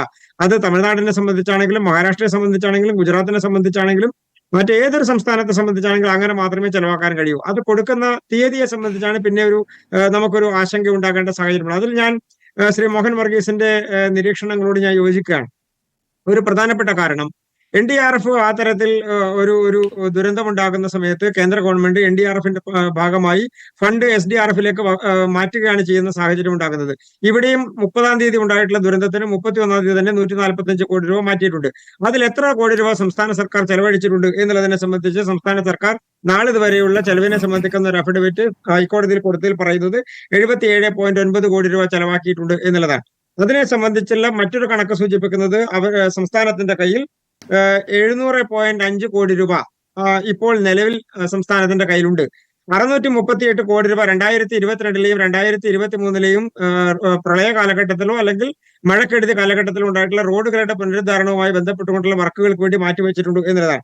ഇനി ആകെ സംസ്ഥാനത്തിന്റെ കയ്യിൽ ആ നിലയിൽ ബില്ലുകൾ കൊടുത്തു തീർത്താൽ കയ്യിലുണ്ടാകുന്ന ബാലൻസ് തുക എന്ന് പറയുന്നത് 61.53 കോടി രൂപയാണ് എന്നാണ്. എന്ന് പറഞ്ഞാൽ 700 കോടി രൂപയിൽ 77.9 കഴിച്ചാൽ ഏകദേശം 638 കോടി രൂപ നിലവിലുണ്ട്. അത് കൊടുത്തു തീർന്നിട്ടില്ല. അത് കൊടുക്കാൻ വകയിരുത്തിയിരിക്കുന്നു എന്നുള്ളതാണ് സംസ്ഥാനം പറഞ്ഞിട്ടുള്ള ഒരു കാര്യം. അതാണ് ബഹുമാനപ്പെട്ട കോടതി കഴിഞ്ഞ ദിവസം സൂചിപ്പിക്കുന്ന സാഹചര്യം ഉണ്ടായത്. ഇതിനെ സംബന്ധിച്ച് കൃത്യമായ കണക്കുകൾ കൊടുത്താൽ മാത്രമേ ഫണ്ട് കിട്ടുന്ന സാഹചര്യം ഉണ്ടാകൂ എന്നുള്ളതിനെ സംബന്ധിച്ച് സൂചിപ്പിച്ചത്. ഞാൻ മറ്റൊരു കാര്യം കൂടി സൂചിപ്പിക്കാൻ ആഗ്രഹിക്കുന്നത് ഈ ഘട്ടത്തിൽ ഈ SDRFിനെ സംബന്ധിച്ചാണെങ്കിലും NDRFിനെ സംബന്ധിച്ചാണെങ്കിലും അതിന്റെ ചെലവാക്കുന്ന തുകക്കനുസരിച്ചിട്ടാണ് അല്ലെങ്കിൽ ഉണ്ടാകുന്ന നഷ്ടത്തിനോ ദുരന്തത്തിനോ അനുസരിച്ചിട്ടാണ് വീണ്ടും ഫണ്ട് അലോട്ട് ചെയ്യുന്ന സാഹചര്യം ഉണ്ടാകുന്നത്. ഇവിടെ നമ്മുടെ സംസ്ഥാനത്തെ സംബന്ധിച്ചിടത്തോളം 31/3/2024 അതായത് ദുരന്തമുണ്ടാകുന്നതിന് മുൻപുള്ള ഫൈനാൻഷ്യൽ ഇയർ അവസാനിക്കുമ്പോൾ 394 കോടി രൂപയാണ് NDRFന്റെ ഫണ്ടിന്റെ ഭാഗമായി സംസ്ഥാനത്തെ SDRFന്റെ ഫണ്ടിൽ ഉള്ളത്. ആ 394 കോടി രൂപ അതിന്റെ കൂടെയാണ് പിന്നീട് 145 കോടി രൂപ വീതം 145.6 കോടി രൂപ വീതം 2 ഘട്ടങ്ങളിലായി വരികയും ഒക്കെ ചെയ്തിട്ടുള്ളത്. അതിൽ പ്രധാനമായിട്ടുള്ളത് ഇനി ഞാൻ ഇതിനെ സംബന്ധിക്കുന്ന കണക്കുകളോ ഇതിന്റെ രാഷ്ട്രീയമോ ഇതുമായി ബന്ധപ്പെട്ടുകൊണ്ടുള്ള വിഷയങ്ങളോ ഈ ചർച്ചയിൽ ഞാൻ സ്മൃതി ഉന്നയിക്കാൻ ആഗ്രഹിക്കുന്നില്ല. അതിന്റെ കാരണം ഇതിൽ രാഷ്ട്രീയമുണ്ട് എന്നുള്ളതാണ് ഇപ്പോൾ കേരളം മനസ്സിലാക്കുന്നത്. നോക്കൂ, കോടതി ചോദിച്ച വിമർശനത്തോട് എന്താണ് താങ്കൾക്ക് പറയാനുള്ളത്? ഇപ്പോഴാണോ ഈ കണക്ക് ചോദിക്കുക എന്ന് കോടതിക്ക് തോന്നുന്നത് എന്തുകൊണ്ടാണ്? ഒരു ദുരന്ത മുഖത്ത് നിന്നും ഒരു സഹായം അങ്ങോട്ട് ചോദിക്കുമ്പോൾ ഇതാ നിങ്ങൾ നേരത്തെ തരാനുള്ള കണക്ക് ഇതാ പിടിച്ചോളൂ എന്ന് പറഞ്ഞിട്ട് അപ്പോഴെങ്ങനെയാണ് കണക്ക് ചോദിക്കുക? ഓരോന്നിനും ഒരു സമയമുണ്ടല്ലോ. അപ്പോഴെങ്ങനെയാണ് കണക്ക് ചോദിക്കുക? താങ്കൾ ഈ നേരത്തെ പറഞ്ഞ കണക്കുകളൊക്കെ ശരിയാണ്. ആ കണക്കുകളിൽ ആ പണം ഉപയോഗിക്കാൻ പറ്റാത്ത രീതിയിലുള്ള നിബന്ധനകൾ, കേന്ദ്ര നിബന്ധനകൾ ഉണ്ട് എന്നൊരു യാഥാർത്ഥ്യമോടെയുണ്ട്. അതിലേക്ക് വരുന്നതിന് മുമ്പ് കോടതി ഇന്ന് ചോദിച്ച ചോദ്യത്തിന് എങ്ങനെ BJP അതിനെ കാണുന്നു എന്നുള്ളതാണ്. ഈ സമയത്ത് എങ്ങനെ ചോദിക്കും എയർലിഫ്റ്റിങ്ങിന്റെ പഴയ കണക്ക്? ഞാൻ അതിന് എന്റെ ഒരു ഭാഗം പറയാൻ ആഗ്രഹിക്കുന്നത്, ബഹുമാനപ്പെട്ട കോടതിയിൽ ഇന്ന് സർക്കാരിന്റെ ഭാഗത്തു നിന്നുള്ള അഭിഭാഷകൻ ഈ ഇന്നലെ കൊടുത്തിട്ടുള്ള സ്റ്റേറ്റ്മെന്റിന്റെ അടിസ്ഥാനത്തിൽ ഇങ്ങനെ എയർ ബില്ല് ചോദിച്ചിട്ടുണ്ട് എന്നുള്ളൊരു വാദം ഉന്നയിക്കുന്നു. ആ വാദം ഉന്നയിക്കുമ്പോൾ സ്വാഭാവികമായും ഞാനും നിങ്ങളും അടക്കമുള്ള ഏതൊരാൾക്കും തോന്നുന്ന ഒരു പ്രാഥമികമായിട്ടുള്ള ഒരു കാര്യമാണ് അത് ഈ സമയത്താണോ ചോദിക്കുക എന്നുള്ളത്. അതിനപ്പുറത്തേക്ക് അതിനൊരു ഒരു വിശാലമായിട്ടുള്ളൊരു തലമോ അല്ലെങ്കിൽ ഏതെങ്കിലും തരത്തിലുള്ള വിമർശനമോ ഞാൻ കാണുന്നില്ല. ശ്രീ കൃഷ്ണദാസ്, കാരണം 2024 ഒക്ടോബർ 22 കേന്ദ്രം അയച്ച കത്താണ്. ഒക്ടോബർ 24 കേന്ദ്രം അയച്ച കത്താണിത്. അതെല്ലാം ഉണ്ടല്ലോ. അതുകൊണ്ടാണല്ലോ ഞാൻ 7/2/2006 മുതലാണെന്ന് പറഞ്ഞത്. 2016-ലും 2017-ലും 2018-ലും 2019-ലും 2020-ലും 2021-ലും ഒക്കെയുള്ള ബില്ലുകൾ അതിനകത്തുണ്ട്. ഞാൻ അങ്ങോട്ട് എങ്ങനെ ചോദിക്കും എന്നുള്ളതാണ് അഡ്വക്കേറ്റ് പി കൃഷ്ണദാസ്. ഇപ്പോൾ താങ്കൾ പറഞ്ഞ കേരളത്തിന്റെ വാദം കേൾക്കുമ്പോൾ ആർക്കായാലും അങ്ങനെ പ്രതികരിക്കാൻ തോന്നുമെന്ന്. വെറും വാദമല്ലല്ലോ, ആ കത്തല്ലേ അവിടെ ഹാജരാക്കിയത്. കേന്ദ്രം അയച്ച കത്തല്ല എന്ന് താങ്കൾക്ക് നിഷേധിക്കാൻ പറ്റില്ലല്ലോ. ആ കത്തയച്ചിരിക്കുന്ന ദുരന്തമുഖത്ത് നിൽക്കുന്ന സമയത്താണല്ലോ. സ്മൃതി, അതിനു മുൻപ് ഈ കത്ത് അയക്കുന്നതിന് മുൻപുള്ള കത്തുകൾ കൂടി സംസ്ഥാനം ഒന്ന് കോടതിയിൽ ഹാജരാക്കട്ടെ. അപ്പൊ ഏതൊക്കെ തീയതികളിൽ വന്നിട്ടുണ്ട്, ഇതുമായി ബന്ധപ്പെട്ടുകൊണ്ടുള്ള ആവശ്യങ്ങൾ വന്നിട്ടുണ്ടെന്ന് അറിയാമല്ലോ. ഞാൻ അങ്ങയുടെ ശ്രദ്ധയിലേക്ക് ഒരു കാര്യം കൂടി പെടുത്താൻ ആഗ്രഹിക്കുകയാണ്. ഈ ബില്ല് ചോദിച്ചു എന്നാണല്ലോ നമ്മളുടെ ഏറ്റവും വലിയ ഇപ്പോഴത്തെ ഗ്രീവൻസ്. അത് ചോദിച്ചിട്ടുണ്ടെങ്കിൽ അതിൽ കേന്ദ്രം വിശദീകരണം നൽകുന്നതനുസരിച്ച് കോടതി തീരുമാനം എടുക്കട്ടെ. അതുകൊണ്ടാണ് ഞാൻ ആദ്യമേ തന്നെ സൂചിപ്പിച്ചത് ആ ബില്ല് കൊടുത്തു തീർക്കുന്നതിനെ സംബന്ധിച്ച് ഒരു സമയബന്ധിതമായിട്ടുള്ള കാര്യവും പറഞ്ഞിട്ടില്ല. ഇനി അതിനെ സംബന്ധിച്ചും കേന്ദ്ര ഗവൺമെന്റ് കൊടുത്തിട്ടുള്ള സ്റ്റേറ്റ്മെന്റിൽ കൃത്യമായി പറഞ്ഞിട്ടുണ്ട്, ഈ എയർ ലിഫ്റ്റിങ്ങിനെ സംബന്ധിക്കുന്ന ബില്ലിനെ സംബന്ധിക്കുന്നത് സംസ്ഥാനം ആവശ്യപ്പെടുന്നതനുസരിച്ച് അത് തട്ടിക്കിഴക്കുന്നതിൽ യാതൊരു തടസ്സവുമില്ല എന്നുള്ളത് പറഞ്ഞിട്ടുണ്ട്. അത് കോടതിയിൽ ഹാജരാക്കിയിട്ടുണ്ട്. ഇനി ഒരു കാര്യം സൂചിപ്പിച്ച് ഞാൻ അവസാനിപ്പിക്കാം. അതേ സ്റ്റേറ്റ് ഗവൺമെന്റ് കൊടുത്തിട്ടുള്ള അഫിഡവിറ്റിൽ അതുമായി ബന്ധപ്പെട്ടുകൊണ്ടുള്ള കണക്കുകൾ സൂചിപ്പിക്കുന്നതിൽ കഴിഞ്ഞ ദിവസം എന്റെ ഓർമ്മയനുസരിച്ചാണെങ്കിൽ നമ്മളുടെ റിപ്പോർട്ടിന്റെ തന്നെ ചർച്ചയിൽ നമ്മൾ ഇതിനെ സംബന്ധിച്ച് ഒരിക്കൽ സൂചിപ്പിച്ചതാണ്. KSEBക്ക് ഈ SDRF ഫണ്ടിൽ നിന്ന് ഈ വയനാട് ദുരന്തമുണ്ടായതിന്റെ ഒരു 9 കോടി രൂപ കൊടുത്തിട്ടുണ്ട്. ശരിയാണോ സ്മൃതി? നമ്മൾ ആലോചിക്കണ്ടേ? കേന്ദ്രത്തിന് കൊടുത്തിട്ടില്ലല്ലോ, ബില്ലല്ലേ വന്നിട്ടുള്ളൂ. ചൂരിമലമുണ്ടൊക്കെ ദുരന്തത്തിനായി ഒരു ദുരന്ത നിധി കേന്ദ്രം തന്നിട്ടുണ്ടോ? അല്ല, ഞാൻ കേരളത്തിന്റെ പൊതു ഫണ്ടിൽ നിന്നാണ് കേരളം കൊടുത്തിട്ടുള്ളത്. അത് എല്ലാ സംസ്ഥാനങ്ങൾക്കും പൊതുവായി കൊടുക്കുന്നത് പൊതുവായ ആവശ്യങ്ങൾക്ക് ഉപയോഗിക്കാനുള്ളതാണ് ഫണ്ട്. അല്ലെന്ന് അങ്ങേ സംബന്ധിച്ച് അങ്ങ് അത് തെറ്റിദ്ധരിക്കപ്പെട്ടിരിക്കുന്നത് കൊണ്ടാണ് അങ്ങനെ മനസ്സിലാക്കുന്നത്. ഞാൻ പറയുന്നത് കേന്ദ്ര ഗവൺമെന്റും സംസ്ഥാന ഗവൺമെന്റും കൂടി ചേർന്നുകൊണ്ടുള്ള SDRFന്റെ ഫണ്ടിൽ നിന്ന് ഈ സംസ്ഥാനത്തിന്റെ ദുരന്തമുണ്ടായ വയനാട്ടിലെ വൈദ്യുതിയുമായി ബന്ധപ്പെട്ടുകൊണ്ട് KSEBക്ക് കൊടുത്ത ബില്ല ഞാൻ പറയുന്ന 9 കോടി, അല്ലാതെ കൊടുക്കാൻ ആവശ്യപ്പെട്ട ബില്ലല്ല. കേന്ദ്രം ആവശ്യപ്പെട്ടു എന്ന് പറയുന്നത് കൊടുക്കാനുള്ള 13.5 കോടി രൂപയും മുൻകാലങ്ങളിലെ ബില്ലയച്ചു എന്നുള്ളതല്ലേ ഉള്ളൂ. കൊടുത്തു എന്നില്ലല്ലോ, കൊടുക്കാൻ ആവശ്യപ്പെട്ട തീയതിയും ഇല്ലല്ലോ. ഞാൻ പറയുന്നത് സംസ്ഥാന ഗവൺമെന്റ് ഈ SDRFന്റെ ഫണ്ടിൽ നിന്ന് വയനാട് ദുരന്തവുമായി ബന്ധപ്പെട്ടുകൊണ്ട് 9 കോടി രൂപ KSEBക്ക് കൊടുത്തു എന്ന് ഞാൻ പറയുന്നതല്ല, സംസ്ഥാന സർക്കാർ പറയുന്നതാണ്. അപ്പൊ അങ്ങനെ കൊടുക്കാമോ? സംസ്ഥാന സർക്കാർ ഒരു ഡിപ്പാർട്ട്മെന്റിന്റെ ഏതെങ്കിലും ഫണ്ട് ചെലവായിട്ടുണ്ട്, അത് കൊടുക്കാമോ? ഇനി അങ്ങൊന്ന് പരിശോധിച്ചാൽ അങ്ങക്ക് മനസ്സിലാക്കും ഇതിന്റെ സർക്കാർ കൊടുത്തിട്ടുള്ള കണക്കിൽ ഇത് വയനാടുമായി ബന്ധപ്പെട്ടുകൊണ്ട് ഇതിൽ ശ്രീ മോഹൻ വർഗീസ് അതാ സൂചിപ്പിച്ചത്, ദുരന്തമുഖത്ത് നിൽക്കുന്നത് അനുഭവിച്ചിട്ടുള്ള ആളുകളെ സംബന്ധിച്ച് അവർക്ക് ആകെ കിട്ടിയിട്ടുള്ള തുക എത്രയാണെന്ന് അറിയാമോ? 300 രൂപ വെച്ച് 2 മാസം കിട്ടിയിട്ടുണ്ട്, 10,000 രൂപ വെച്ച് ഒരു തവണ കിട്ടി. ഞാൻ കണക്ക് പറയുകയല്ല, അതാണ് ആകെ സംസ്ഥാന സർക്കാർ കൊടുത്തിട്ടുള്ള അഫിഡവിറ്റിൽ പറയുന്ന കണക്ക്. മറ്റൊരു തുകയും കൊടുത്തതല്ല. അതാ ഞാൻ സൂചിപ്പിച്ചത് 2022ലെയും 2023ലെയും റോഡ് പണിക്ക് നീക്കി വെച്ചിരിക്കുന്നു എന്നാ പറയുന്നത്. ചെലവാക്കിയെന്നല്ല, മാറ്റി വെച്ചിരിക്കുന്നു. അതിന് ഭാവിയിൽ കൊടുക്കാനുള്ളതാണ്, അത്രേ ഉള്ളൂ. ഇനി ഞാൻ ഒരു കാര്യം കൂടി പറഞ്ഞ് അവസാനിപ്പിക്കാം. ഇതിൽ സംസ്ഥാന സർക്കാർ ഇപ്പോ ഈ പൈസ കൊടുക്കുന്നതിനെ സംബന്ധിച്ച് പറയുന്നുണ്ടല്ലോ, അതിൽ 2024 നവംബർ മാസം 26-ാം തീയതി ഇപ്പോ എനിക്ക് തോന്നുന്നു പ്രതിപക്ഷ നേതാവ് അടക്കമുള്ള കാര്യങ്ങൾ അത് ഉന്നയിച്ചിട്ടുണ്ട്. ഇതുമായി ബന്ധപ്പെട്ടുകൊണ്ട് ദുരന്തം അനുഭവിച്ചിട്ടുള്ള ആളുകളുടെ കണക്കെടുപ്പ് നടന്നിട്ടുണ്ടോ? അവർക്ക് കൊടുക്കാനുള്ള ഭൂമി കണ്ടെത്തിയിട്ടുണ്ടോ? അവരുമായി ബന്ധപ്പെട്ടുകൊണ്ടുള്ള ഏതെങ്കിലും അവരുടെ ആവശ്യങ്ങൾ അടങ്ങുന്ന അവരുടെ അപേക്ഷ സ്വീകരിച്ചിട്ടുണ്ടോ? ഇല്ല എന്നുള്ളതാണ്. അതിന് ഉത്തരവ് ഇറങ്ങിയിരിക്കുന്നത് തന്നെ 26/11/2024 അതിനുള്ള സമയം പറഞ്ഞിരിക്കുന്നത് 2025 ജാനുവരി മാസം 15-ാം തീയതിയാണ് അപേക്ഷ സ്വീകരിക്കുന്ന അവസാന തീയതി. ഇനി അത് കഴിഞ്ഞാൽ സ്ക്രൂട്ടണി നടത്തി അതിന്റെ കരട് പ്രസിദ്ധീകരിച്ച് വീണ്ടും 1 മാസം കൂടി വേണ്ടി ആക്ഷേപം കൊടുക്കാൻ എന്ന് പറഞ്ഞാൽ മാർച്ച് മാസം ആദ്യമാകാതെ ഇതുമായി ബന്ധപ്പെട്ടുകൊണ്ട് ദുരന്തത്തിൽ ഉൾപ്പെട്ടിട്ടുള്ള ഒരാൾക്കും ഇതിന്റെ നടപടികളുമായി ബന്ധപ്പെട്ടുകൊണ്ട് വീട് ലഭിക്കുന്നതാവട്ടെ മറ്റേതെങ്കിലും ആനുകൂല്യങ്ങൾ ലഭിക്കുന്നതാവട്ടെ ഒരു കാര്യത്തിലും 1 ഇഞ്ച് മുന്നോട്ട് പോകാൻ സംസ്ഥാന സർക്കാരിന്റെ കീഴിൽ നടപടിയില്ല എന്നുള്ളതാണ്. ഉപയോഗപ്പെടുത്തി എന്നുള്ളതാണ് BJP ആവർത്തിച്ച് ചോദിച്ചുകൊണ്ടിരിക്കുന്നത്. കൃഷ്ണ മടങ്ങിയെത്താം ചർച്ചയ്ക്ക്. അരുൺകുമാർ മറുപടി നൽകാം. ഇപ്പോൾ കൃഷ്ണദാസ് പറഞ്ഞ ഒരു കണക്ക് അവിടെ ഉണ്ട്. ഇവിടെയുള്ള തുച്ഛമായ തുകയാണ് എന്ന് സംസ്ഥാനം പറയുമ്പോൾ അതെങ്ങനെ ചെലവാക്കുന്നു എന്നൊരു ചോദ്യം നേരത്തെ ചർച്ചയിൽ സംസാരിച്ച ഇപ്പോൾ ലീഗ് പ്രതിനിധിയായാലും രാഷ്ട്രീയ നിരീക്ഷകനായും പറഞ്ഞ 2 കാര്യങ്ങളുണ്ടല്ലോ.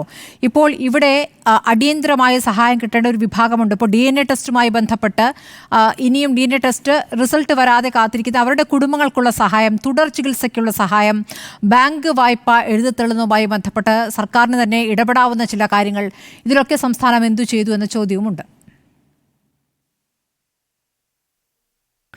ഇവിടെ നമ്മൾ ഇന്ന് ചർച്ച ചെയ്യുന്ന വിഷയം ബഹുമാനപ്പെട്ട ഹൈക്കോടതി കേന്ദ്രത്തിന് കൊടുത്ത നിർദ്ദേശം കൂടിയാണ്. കാരണം പല ചോദ്യങ്ങൾ ചോദിച്ചിട്ട് അത് മറുപടി ഇല്ലാതെ വന്നപ്പോൾ കേന്ദ്രത്തിന് വേണ്ടി ഹാജരായ അഭിഭാഷകൻ അവസാനം അണ്ടർടേക്ക് ചെയ്ത് കേന്ദ്രം NDRFലും CDRFലും മാനദണ്ഡങ്ങളിൽ മാറ്റം വരുത്തുന്നതടക്കം പരിശോധിക്കുമെന്ന് തന്നെയാണ് ഇന്ന് പുറത്തിറങ്ങിയ ഇടക്കാല ഉത്തരവിന്റെ 3ാമത്തെ പാരഗ്രാഫിൽ പറയുന്നത്. അതൊരു വലിയ ചേഞ്ച് തന്നെയാണ്. മാനദണ്ഡങ്ങളിൽ മാറ്റം വരുത്തി കേരളത്തിന്റെ ഈ പ്രത്യേക സാഹചര്യങ്ങളിൽ മാറ്റം വരുത്തുന്നതിനെക്കുറിച്ച് നന്നായി കൺസിഡർ ചെയ്യും എന്ന് തന്നെയാണ് പറഞ്ഞിരിക്കുന്നത്. അത്തരത്തിലുള്ള ഗൌരവമായിട്ടുള്ള വിഷയം ചർച്ച ചെയ്യുമ്പോൾ കോൺഗ്രസ് UDFന്റെ പ്രതിനിധിയും അതുപോലെ തന്നെ BJPയുടെ പ്രതിനിധിയും അതുപോലെ രാഷ്ട്രീയ നിരീക്ഷകനും യഥാർത്ഥ കോഴ്സിൽ നിന്ന് മാറി നിന്നിട്ട് 2 ചവിട്ട് സംസ്ഥാന ഗവൺമെന്റിന് ഇരിക്കട്ടെ എന്ന രൂപത്തിൽ തന്നെയാണ്. നമുക്കറിയാം ഇവിടെ ഏത് ഘട്ടത്തിലാണ് ഒരു വ്യക്തിപരമായി ഒരു കുടുംബത്തെ സഹായിക്കാൻ ഒരു വ്യക്തിക്ക് അനുവദിക്കാൻ കഴിയുന്ന ആനുകൂല്യങ്ങൾ നിയമവിധേയമായി സംസ്ഥാന ഗവൺമെന്റ് ചെയ്യാതിരിക്കുന്നത്. ഓരോ ചർച്ചയിലും വന്ന് നിങ്ങൾ എന്ത് ചെയ്തു. ഈ ചർച്ചയിൽ കേട്ടുകൊണ്ടിരിക്കുന്നവർ ഈ ദുരന്തമുഖത്തുള്ളവരുമുണ്ട്. അവർക്ക് കൊടുത്ത കാര്യങ്ങൾ ഓരോ ദിവസവും അങ്ങ് വിളിച്ചു പറയിപ്പിക്കേണ്ടി വരുന്ന സാഹചര്യം മനഃപൂർവ്വം ഇവർ സൃഷ്ടിക്കുകയാണ്. ഇവിടെ കൃത്യമായി ഓരോ കുടുംബത്തിനും ആദ്യം കൊടുത്ത സഹായം എത്രയാണെന്ന് നിങ്ങൾക്കറിയാം. ഒരു കുടുംബത്തിലെ 2 പേർക്ക് ഓരോ ദിവസവും കൊടുത്തുകൊണ്ടിരിക്കുന്ന സഹായം, മരണപ്പെട്ട ഒരു കുടുംബത്തിൽ കൊടുത്ത 6 ലക്ഷത്തിന്റെ സഹായം, അതുപോലെ പരിക്കേറ്റവർക്ക് കൊടുത്ത സഹായം, അവരുടെ ചികിത്സ ഏറ്റെടുത്തുകൊണ്ടിരിക്കുന്ന സഹായം, അതുപോലെ 1032 കുടുംബങ്ങളെ വാടക വീടെടുത്ത് പുനരധിവസിപ്പിക്കുന്നു.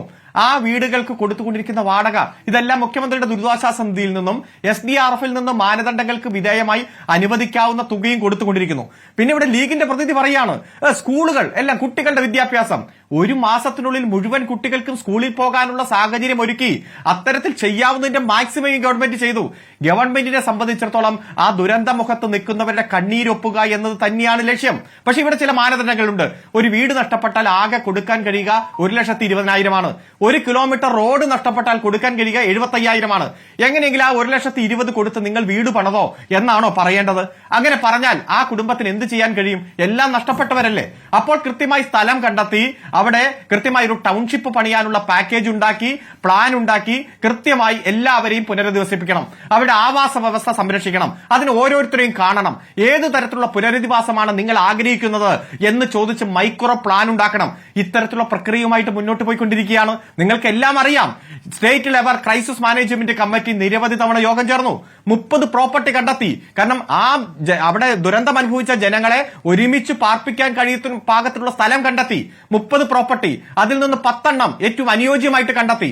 അതിൽ നിന്ന് 2 എണ്ണം ഐഡന്റിഫൈ ചെയ്തു. അത് റവന്യൂ പ്രോപ്പർട്ടിയാണെന്നാണ് ഗവൺമെന്റിന്റെ ക്ലെയിം. എന്നാൽ 2 എസ്റ്റേറ്റുകാർ നേരെ ഹൈക്കോടതിയിൽ പോയി ഇത് ഞങ്ങളുടെ പ്രോപ്പർട്ടിയാണ്. പക്ഷേ അതിൽ പാട്ടക്കരാറെല്ലാം അവസാനിച്ച പ്രോപ്പർട്ടിയാണ്. അതിൽ ടൗൺഷിപ്പുമായി ബന്ധപ്പെട്ടുകൊണ്ടുള്ള കൃത്യമായിട്ടുള്ള സമീപനം മൈക്രോ പ്ലാൻ നടത്തി മുന്നോട്ട് കൊണ്ടുപോവുകയാണ്. കോടതിയുടെ സർവൈലൻസിൽ തന്നെയാണ്. ഇപ്പൊ പലരും ഓഫർ ചെയ്തിട്ടുണ്ടല്ലോ, പല രാഷ്ട്രീയ പാർട്ടികളടക്കം വീട് വെച്ച് തരാമെന്നുള്ള ഓഫർ നൽകിയിട്ടുണ്ടല്ലോ. അപ്പൊ അവരെ ഇരുത്തി ഒരു ചർച്ച നടത്തിയോ എന്ന ചോദ്യമാണ് ഉന്നയിക്കപ്പെട്ടിട്ടുള്ളത്. ഒറ്റ മിനിറ്റ്, സ്മൃതിയുടെ ശ്രദ്ധയിലുണ്ടാകും. ഇപ്പോ കർണാടക സർക്കാർ 100 വീടുകൾ വാഗ്ദാനം ചെയ്തു.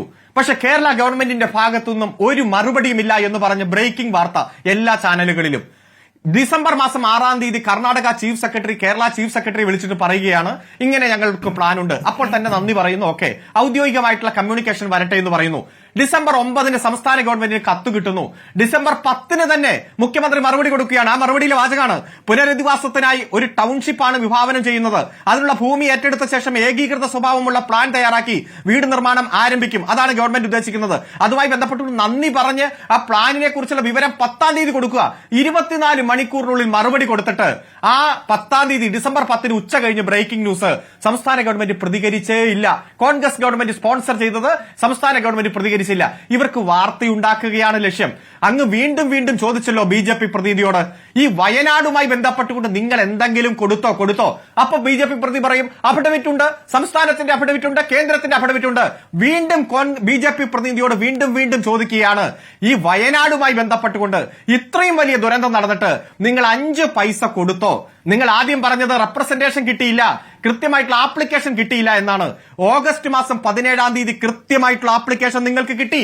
അതിനുശേഷം അത് എക്സ്പെൻസും മാറിപ്പോയി, എസ്റ്റിമേറ്റും എക്സ്പെൻഡിച്ചറും മാറിപ്പോയി എന്നൊക്കെ പറഞ്ഞ് കുറെ നുണ പ്രചരിപ്പിച്ചു. അതൊക്കെ അവിടെ നിൽക്കട്ടെ. ഇവിടെ കൃത്യമായി പുനരധിവാസവുമായി ബന്ധപ്പെട്ടുകൊണ്ട്, ഈ നാടിന്റെ പുനർനിർമ്മാണവുമായി ബന്ധപ്പെട്ടുകൊണ്ട് നവംബർ മാസം 13-ാം തീയതി പോസ്റ്റ് ഡിസാസ്റ്റർ നീസ് അസസ്മെന്റ് നിങ്ങൾക്ക് കൊടുത്തു. 1 മാസം കഴിഞ്ഞല്ലോ. ഏതെങ്കിലും ഒരു തുക നിങ്ങൾ അനുവദിച്ചോ? ആ അനുവദിച്ച തുകയിൽ നിന്ന് സംസ്ഥാന ഗവൺമെന്റ് നയാ പൈസ ചിലവഴിച്ചതിൽ നിങ്ങൾക്ക് സംശയമുണ്ടെങ്കിൽ ഉന്നയിക്ക്. അത് നമുക്ക് ചർച്ച ചെയ്യാം, പോസിറ്റീവായിട്ട് ചർച്ച ചെയ്യാം. പക്ഷേ ചികിത്സാ സഹായം കിട്ടാത്തവർ ഇപ്പോഴും ഉണ്ട് എന്നുള്ള കാര്യത്തിന് എന്താണ് മറുപടി? തുടർ ചികിത്സയ്ക്ക് ഗവൺമെന്റിനെ സംബന്ധിച്ചിടത്തോളം തുടർ ചികിത്സയ്ക്കുള്ള പണം കൃത്യമായി തന്നെ അലോട്ട് ചെയ്ത് തന്നെയാണ് ഗവൺമെന്റ് സംവിധാനം പോകുന്നത്. അതിനുവേണ്ടി അത് മാനദണ്ഡങ്ങളോ അല്ലെങ്കിൽ അതിന്റെ കീഴ്വഴക്കങ്ങളോ വച്ച് കാത്തിരിക്കാതിരിക്കാൻ വേണ്ടി CMDRFൽ നിന്ന് 7,15,00,000 രൂപ വൈദ്യുതി തഹസിൽദാർക്ക് അനുവദിച്ചിരിക്കുകയാണ്. അതിൽ നിന്നും ഇതുവരെ 5,15,03,400 രൂപ ദുരന്തബാധിതരുടെ ചികിത്സയുമായി ബന്ധപ്പെട്ടുകൊണ്ട് വൈദ്യുതി തഹസിൽദാർ ചെലവഴിച്ചിട്ടുണ്ട്. അതുപോലെ SDRF-ൽ നിന്നും 13,99,00,000 രൂപ വൈദ്യുതി തഹസിൽദാർക്ക് അനുവദിച്ചിരിക്കുകയാണ്. ഏതെങ്കിലും ഒറ്റപ്പെട്ട കേസുണ്ടോ? നമുക്ക് പരിശോധിക്കാം, പരിഗണിക്കാം, ഗവൺമെന്റിന്റെ ശ്രദ്ധയിൽ കൊണ്ടുവരാം. 3 കാര്യങ്ങളാണ് നമ്മൾ ആവശ്യപ്പെട്ടത്. ഒന്ന്, ഇത് സിവിയർ സ്വഭാവമുള്ള ഒരു ദുരന്തമായി പ്രഖ്യാപിക്കണം. എന്നാൽ ഈ രാജ്യത്തെ ഏത് MP-മാർക്കും അതുപോലെ കമ്പനികൾക്ക്, വ്യവസായ സ്ഥാപനങ്ങൾക്ക് CSR ഫണ്ട് ഒക്കെ ഉപയോഗിക്കാം. കേന്ദ്രം പ്രഖ്യാപിച്ചില്ലല്ലോ.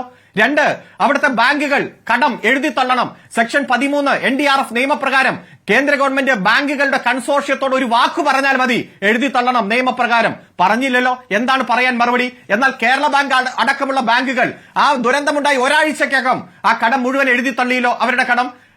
മൂന്നാമതായി, ഇത് അധികമായി ഈ ഒരു പ്രത്യേക പാക്കേജ് നൽകണം. ഈ നാടിനെ പുനർനിർമ്മിക്കണ്ടേ?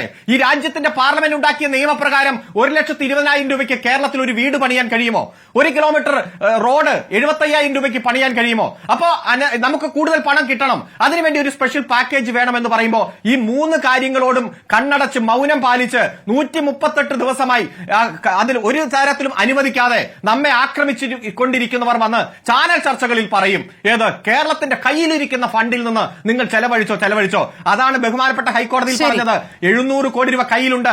638 കോടി രൂപ കഴിഞ്ഞ 2 കൊല്ലമായി കേരളത്തിൽ കിട്ടിയ വിവിധങ്ങളായിട്ടുള്ള ദുരന്തങ്ങളുടെ ആപ്ലിക്കേഷന്റെ ഭാഗമായി തിരിച്ചു കൊടുക്കാനുള്ളതാണ്. അത് കോടതിക്ക് ബോധ്യപ്പെട്ടു. അത് ബോധ്യപ്പെട്ടപ്പോഴാണ് കോടതി ഇന്ന് ബഹുമാനപ്പെട്ട കേന്ദ്ര ഗവൺമെന്റിനോട് പറഞ്ഞത്, ഈ കാണിക്കുന്നത് ദുരന്തമാണ്. തീർച്ചയായും ഇന്ന് പൂർണ്ണമായും കേന്ദ്രത്തെ പ്രതിരോധത്തിലാക്കുന്ന ചോദ്യങ്ങൾ തന്നെയാണ് കോടതിയുടെ ഭാഗത്ത് വന്നിട്ടുള്ളത്. അതിപ്പോൾ സംസ്ഥാനം സമർപ്പിച്ച രേഖയുടെ അടിസ്ഥാനത്തിലല്ലേ എന്ന മറുചോദ്യം ദുർബലമാണ് എന്ന് പറയാതെ വയ്യ. തിരിച്ചെത്താം. അഡ്വക്കേറ്റ് ഷിബു മീരാൻ, ഇപ്പോൾ അരുൺകുമാർ പറഞ്ഞ ഒരു കാര്യം കേട്ടല്ലോ, കർണാടക വീട് വെച്ചു തരാമെന്നുള്ള സഹായം മുന്നോട്ട് വച്ചിട്ട് കേരളം അത് ചെവി കൊണ്ടില്ല എന്നുള്ളത് അത് ശരിയായ മറുപടിയായിരുന്നില്ല. കേരളം അപ്പോൾ തന്നെ പ്രതികരിച്ചു എന്നടക്കമുള്ള കാര്യങ്ങൾ പറയുന്നു.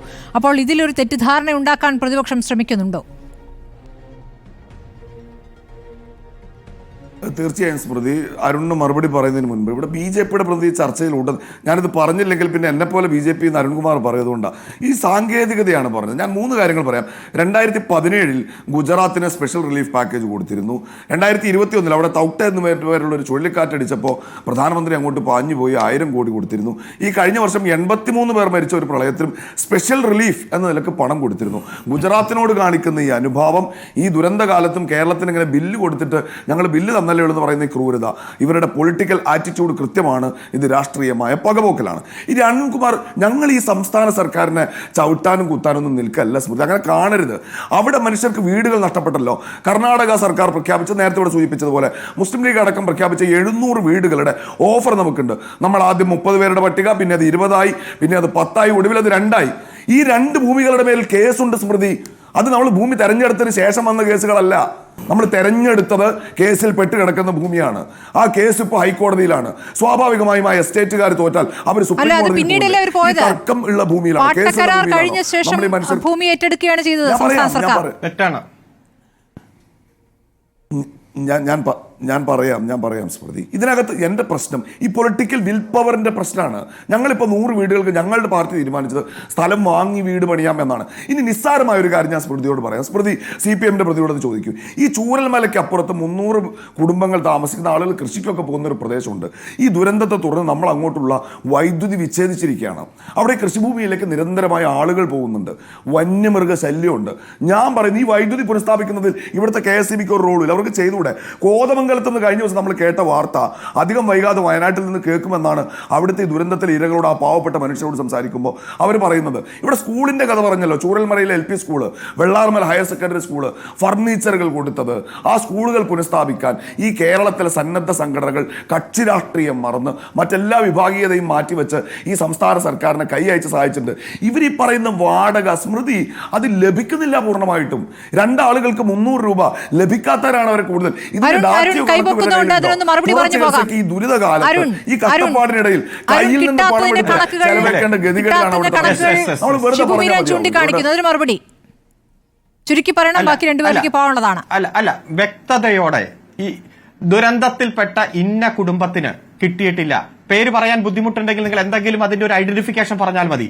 ഇന്ന കുടുംബത്തിന് കിട്ടിയിട്ടില്ല വാടക, അതൊരു അല്ലെങ്കിൽ ഇന്ന നീണ്ട വ്യക്തിക്ക് പട്ടികയാണ്. 300 രൂപ വീതം കിട്ടുന്നില്ല. 50,000 രൂപ ഒരു ചർച്ചയിലും സ്വന്തം ആരും പേരിൽ പറയുന്നില്ലല്ലോ. ചെലവാക്കിയ നിങ്ങൾ ശസ്ത്രക്രിയയ്ക്ക് വേണ്ടി ചെലവാക്കിയ സ്ത്രീയുടെ പേര് ഞാൻ പറയാം. 40 വയസ്സ് പ്രായമുള്ള കുട്ടികൾ മുതൽ 70 വയസ്സ് വരെയുള്ളവർ വരെ അതിലുണ്ട്. 40 ദിവസം പ്രായമുള്ള ശരി, ഷിബു കിരാൻ, ആ ലിസ്റ്റ് കൊടുത്താൽ പരിഹരിക്കുമെന്നാണ് അരുൺ പറയുന്നത്. ആ ലിസ്റ്റ് കൊടുത്താൽ ലിസ്റ്റ് ഇനി പ്രതിപക്ഷം കൊണ്ട് തരേണ്ടതാണോ എന്നൊരു ചോദ്യം കൂടി ഉണ്ട്.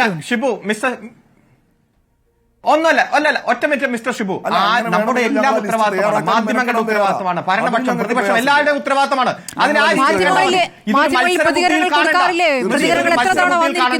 ഒരാൾക്കെങ്കിലും യെസ് ഒരു തവണയെങ്കിലും ആർക്കെങ്കിലും ബുദ്ധിമുട്ടുണ്ടായെങ്കിൽ അത് പരിഹരിക്കാൻ ഉത്തരവാദിത്തം നമുക്കുണ്ട്. ബുദ്ധിമുട്ടുണ്ട്, ബുദ്ധിമുട്ട് അനുഭവിക്കുന്നുണ്ട് എന്നുള്ള കാര്യം യാഥാർത്ഥ്യമാണല്ലോ.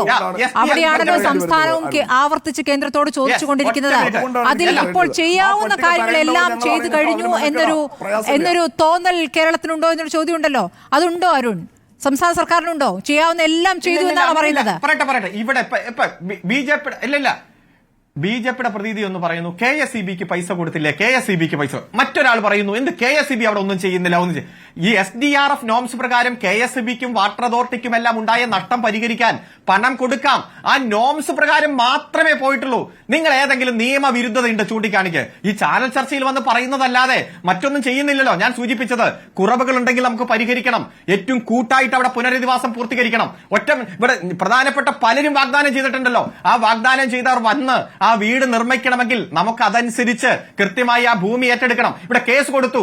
ഈ ഭൂമി ഗവൺമെന്റ് ഏറ്റെടുക്കാൻ തീരുമാനിച്ച് നോട്ടിഫിക്കേഷൻ ഇറക്കുമ്പോഴാണ് കേസ് പോണത്. നേരത്തെ തന്നെ കേസുള്ള ഭൂമിയാണ് എന്നൊക്കെ പറയുക. ഇപ്പൊ റിപ്പോർട്ടർ ചാനൽ തന്നെ 150 പേർക്ക് വീട് വെച്ച് കൊടുക്കാനുള്ള ഭൂമി കൊടുക്കും എന്ന് നിങ്ങൾ പ്രഖ്യാപിച്ചതാണ്. അതിന്റെ നടപടിക്രമങ്ങൾ എവിടെയായി? നിങ്ങൾക്കറിയാം അതിന്റെ കാര്യങ്ങൾ. അങ്ങനെ പലരും പ്രഖ്യാപിച്ചിട്ടുണ്ട്.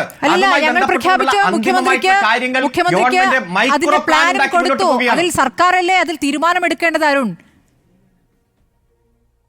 സർക്കാരല്ലേ തീരുമാനമെടുക്കേണ്ടത്? ഞാൻ പറഞ്ഞല്ലോ കൃത്യമായി 2 പ്രോപ്പർട്ടി. ഞാൻ പറഞ്ഞു അല്ല, ഇതിൽ കൃത്യമായി 2 പ്രോപ്പർട്ടി കള്ളവാഗ്ദാനം നൽകിയെന്ന മട്ടിൽ അവതരിപ്പിക്കാതെ അതിൽ അടുത്ത സ്റ്റെപ്പ് എടുക്കേണ്ടത് സർക്കാരാണ്. അല്ല ഞാൻ സർക്കാർ അതിന്റെ സ്റ്റെപ്പ് എടുത്ത് മുന്നോട്ട് പോകുന്നു. ഇത്രയും വീടുകൾ 1038 വീടുകൾ പുനർനിർമ്മിക്കാൻ പാകത്തിന് അവർക്ക് കൃഷി സ്ഥലവും അവർക്ക് കന്നുകാലികൾ വളർത്താനുള്ള സ്ഥലവും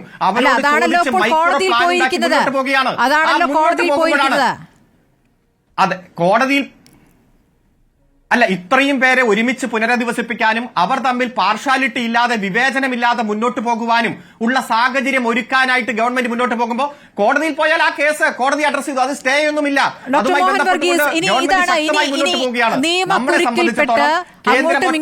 മറുപടികളിലൂടെ ഇത് എത്ര നീങ്ങും എന്നുള്ളതാണ്. ചൂരൽമല മുണ്ടക്കൈ നിവാസികൾ ഇനി എന്ത് പ്രതീക്ഷിക്കണം ഡോക്ടർ മോഹൻ വർഗീസ്? ഇവിടെ സ്മൃതി, ഇവിടെ നമ്മുടെ ഒരു രാഷ്ട്രം തന്നെ ഉണ്ടായിട്ടുള്ളത് ജനങ്ങളുടെ ജീവനും സ്വത്തിനും ഉറപ്പ് നൽകാൻ വേണ്ടിയാണ്. ഇത് പ്രകൃതി ദുരന്തമാകുമ്പോൾ ഉറപ്പ് നൽകാനാവില്ല. ഒരിക്കൽ പ്രകൃതി ദുരന്തം സംഭവിച്ചു കഴിഞ്ഞാൽ പിന്നീടുള്ള പുനരധിവാസം, കോർഡിനേഷൻ, വിവിധങ്ങളായ രീതിയിൽ നേരിട്ടും അല്ലാതെയും സഹായങ്ങൾ സ്വീകരിക്കുക, അത് കോർഡിനേറ്റ് ചെയ്യുക, മുന്നോട്ട് പോവുക. അവിടെ ശുഷ്കാന്തി കാണിക്കുന്ന ഒരു ട്രാക്ക് റെക്കോർഡുള്ള ഒരു ഭരണകൂടം തന്നെയാണ് കേരളത്തിലുണ്ടായിട്ടുള്ളത്. അതായത് 2 പ്രധാനപ്പെട്ട പ്രകൃതി ദുരന്തങ്ങൾ സമീപ ഭൂതകാലത്ത് സംഭവിച്ചു. ഒന്ന് 2018 വലിയ വെള്ളപ്പൊക്കം, അതുപോലെ 2020 കോവിഡ് 2019. ഈ 2 ദുരന്തങ്ങളെയും സാമാന്യം ഫലപ്രദമായി അത് മാനേജ് ചെയ്യാൻ സംസ്ഥാന സർക്കാരിന് കഴിഞ്ഞു എന്നതുകൊണ്ടാണ് ഒരു പോപ്പുലർ മാൻഡേറ്റ് അനുകൂലമായി ലഭിച്ചത്. അതും കൂടിയാണ് കാരണം. അതായത് അത് പരാജയമാണെങ്കിൽ ഒരുപക്ഷെ ജനം ആ മാൻഡേറ്റ് കൊടുക്കില്ല. പക്ഷേ ഇവിടെ 3ാമത്തെ പ്രാവശ്യം വന്നപ്പോൾ തേർഡ് ടൈം ലക്കി എന്ന് പറയാൻ പൂർണ്ണമായിട്ടും ആവില്ല. കാരണം ഇവിടുത്തെ കോർഡിനേഷന്റെ ഭാഗത്തെ തീർച്ചയായും ഗ്രൗണ്ട് ലെവൽ ഓപ്പറേഷൻ നടത്തേണ്ടത് കേന്ദ്രമല്ല, അത് സംസ്ഥാനം തന്നെയാണ്. കേന്ദ്രത്തിന്റെ ഭാഗത്തു നിന്ന് വാങ്ങിയെടുക്കേണ്ടതൊക്കെ വാങ്ങിയെടുക്കണം. അതിന് കേന്ദ്രം മനഃപൂർവ്വമായി രാഷ്ട്രീയ പ്രേരിതമായി തടഞ്ഞു വെക്കുന്നുണ്ടെങ്കിൽ അത് അനഭിലഷണീയമായ കാര്യമാണ്. പക്ഷേ സംസ്ഥാനത്തിന് മുന്നിൽ ഒരു ഓപ്ഷൻ ഉള്ളപ്പോൾ അത് വേണ്ട രീതിയിൽ പരിഗണിച്ചില്ല എന്ന് പറയുമ്പോൾ തീർച്ചയായിട്ടും നിഴലുകൾ ആ ഒരു കൃഷ്ണദാസ്, ഇപ്പോൾ നോംസിലടക്കം മാറ്റം വരുത്തേണ്ടതുണ്ട് എന്നുള്ളതാണ് ഇപ്പോൾ കോടതിയും ചൂണ്ടിക്കാണിച്ചത്. മാറ്റം വരുത്തിക്കൂടെ എന്ന് കോടതി ചോദിക്കുകയാണ്. ഈ 10-ാം തീയതി കേന്ദ്രം മറുപടി നൽകാനിരിക്കുന്നു. കേരളം എന്തെങ്കിലും പ്രതീക്ഷിക്കണോ? ചുരുക്കി കേരളം ആവശ്യപ്പെട്ടിട്ടുള്ളത് അനുഭാവപരമായിട്ടുള്ള കാര്യങ്ങൾ അത് സ്വാഭാവികമായും അതിന് നിയമപരമായി കൊടുക്കാൻ കഴിയുന്ന എല്ലാ കാര്യങ്ങളും നേരത്തെയും കൊടുത്തിട്ടുണ്ട്, ഇപ്പോഴും കൊടുക്കും, ഇനിയും കൊടുക്കും. അതിനൊരു തർക്കമില്ല. പിന്നെ ഞാൻ ഇതിലൊരു രാഷ്ട്രീയം കണ്ടുകൊണ്ട് ഇടതുപക്ഷത്തിന്റെ പ്രതിനിധിയെ ഏതെങ്കിലും തരത്തിൽ വിമർശിക്കാൻ അല്ലെന്ന് ഞാനൊന്ന് പൂർത്തിയാക്കട്ടെ. ഞാനൊന്ന് പൂർത്തിയാക്കട്ടെ. ഞാൻ ഏതെങ്കിലും തരത്തിൽ രാഷ്ട്രീയപരമായി ഇതിനെ കാണാൻ വേണ്ടി ആഗ്രഹിക്കുന്നില്ല. അത് ഞാൻ നേരത്തെ പറഞ്ഞതാണ്. ഇതിൽ കള്ളത്തരവും നമുക്ക് ഇല്ലാത്ത കാര്യങ്ങൾ പറയാം. 3.5 കോടി രൂപയാണ് ആകെ ഈ പറയുന്ന കാര്യങ്ങൾക്കെല്ലാം ചെലവാക്കിയിട്ടുള്ളത്. 21 കോടി രൂപയാണ് നാളെ ഇതുവരെ സർക്കാർ ചെലവാക്കിയിട്ടുള്ളത്. ആകെ സംസ്ഥാനം ചെലവാക്കിയിട്ടുള്ള 77 കോടി രൂപയാണ്. കണക്കുണ്ടല്ലോ, ഇത് ഞാൻ പറഞ്ഞതല്ല, സംസ്ഥാന ഗവൺമെന്റ് പറഞ്ഞതാണ്. ആ 77 കോടി രൂപ കഴിഞ്ഞാൽ ബാക്കിയുള്ളതല്ല 2022 23 എല്ലാവർക്കും അറിയാമല്ലോ. കോടികളുടെ കണക്കാണ് നേരത്തെ പറഞ്ഞത്. ഇപ്പോൾ 61 കോടി ഉണ്ടല്ലോ, ആ കോടി എന്താണ് ഉപയോഗിക്കാത്തത് എന്ന ചോദ്യത്തിലേക്ക് കേന്ദ്രം എത്തുന്നു. ശരി, എന്തായാലും 10-ാം തീയതിയിലെ കേന്ദ്രത്തിന്റെ മറുപടിക്ക് കാത്തിരിക്കാം. സമയക്കുറവുള്ളത് മൂലമാണ്. വളരെ നന്ദി advocate KS Arunkumar, Shibu Meeran, P Krishnadas, ഒപ്പം തന്നെ ഡോക്ടർ മോഹൻ വർഗീസ് ചർച്ചയിൽ പങ്കെടുത്തതിന്.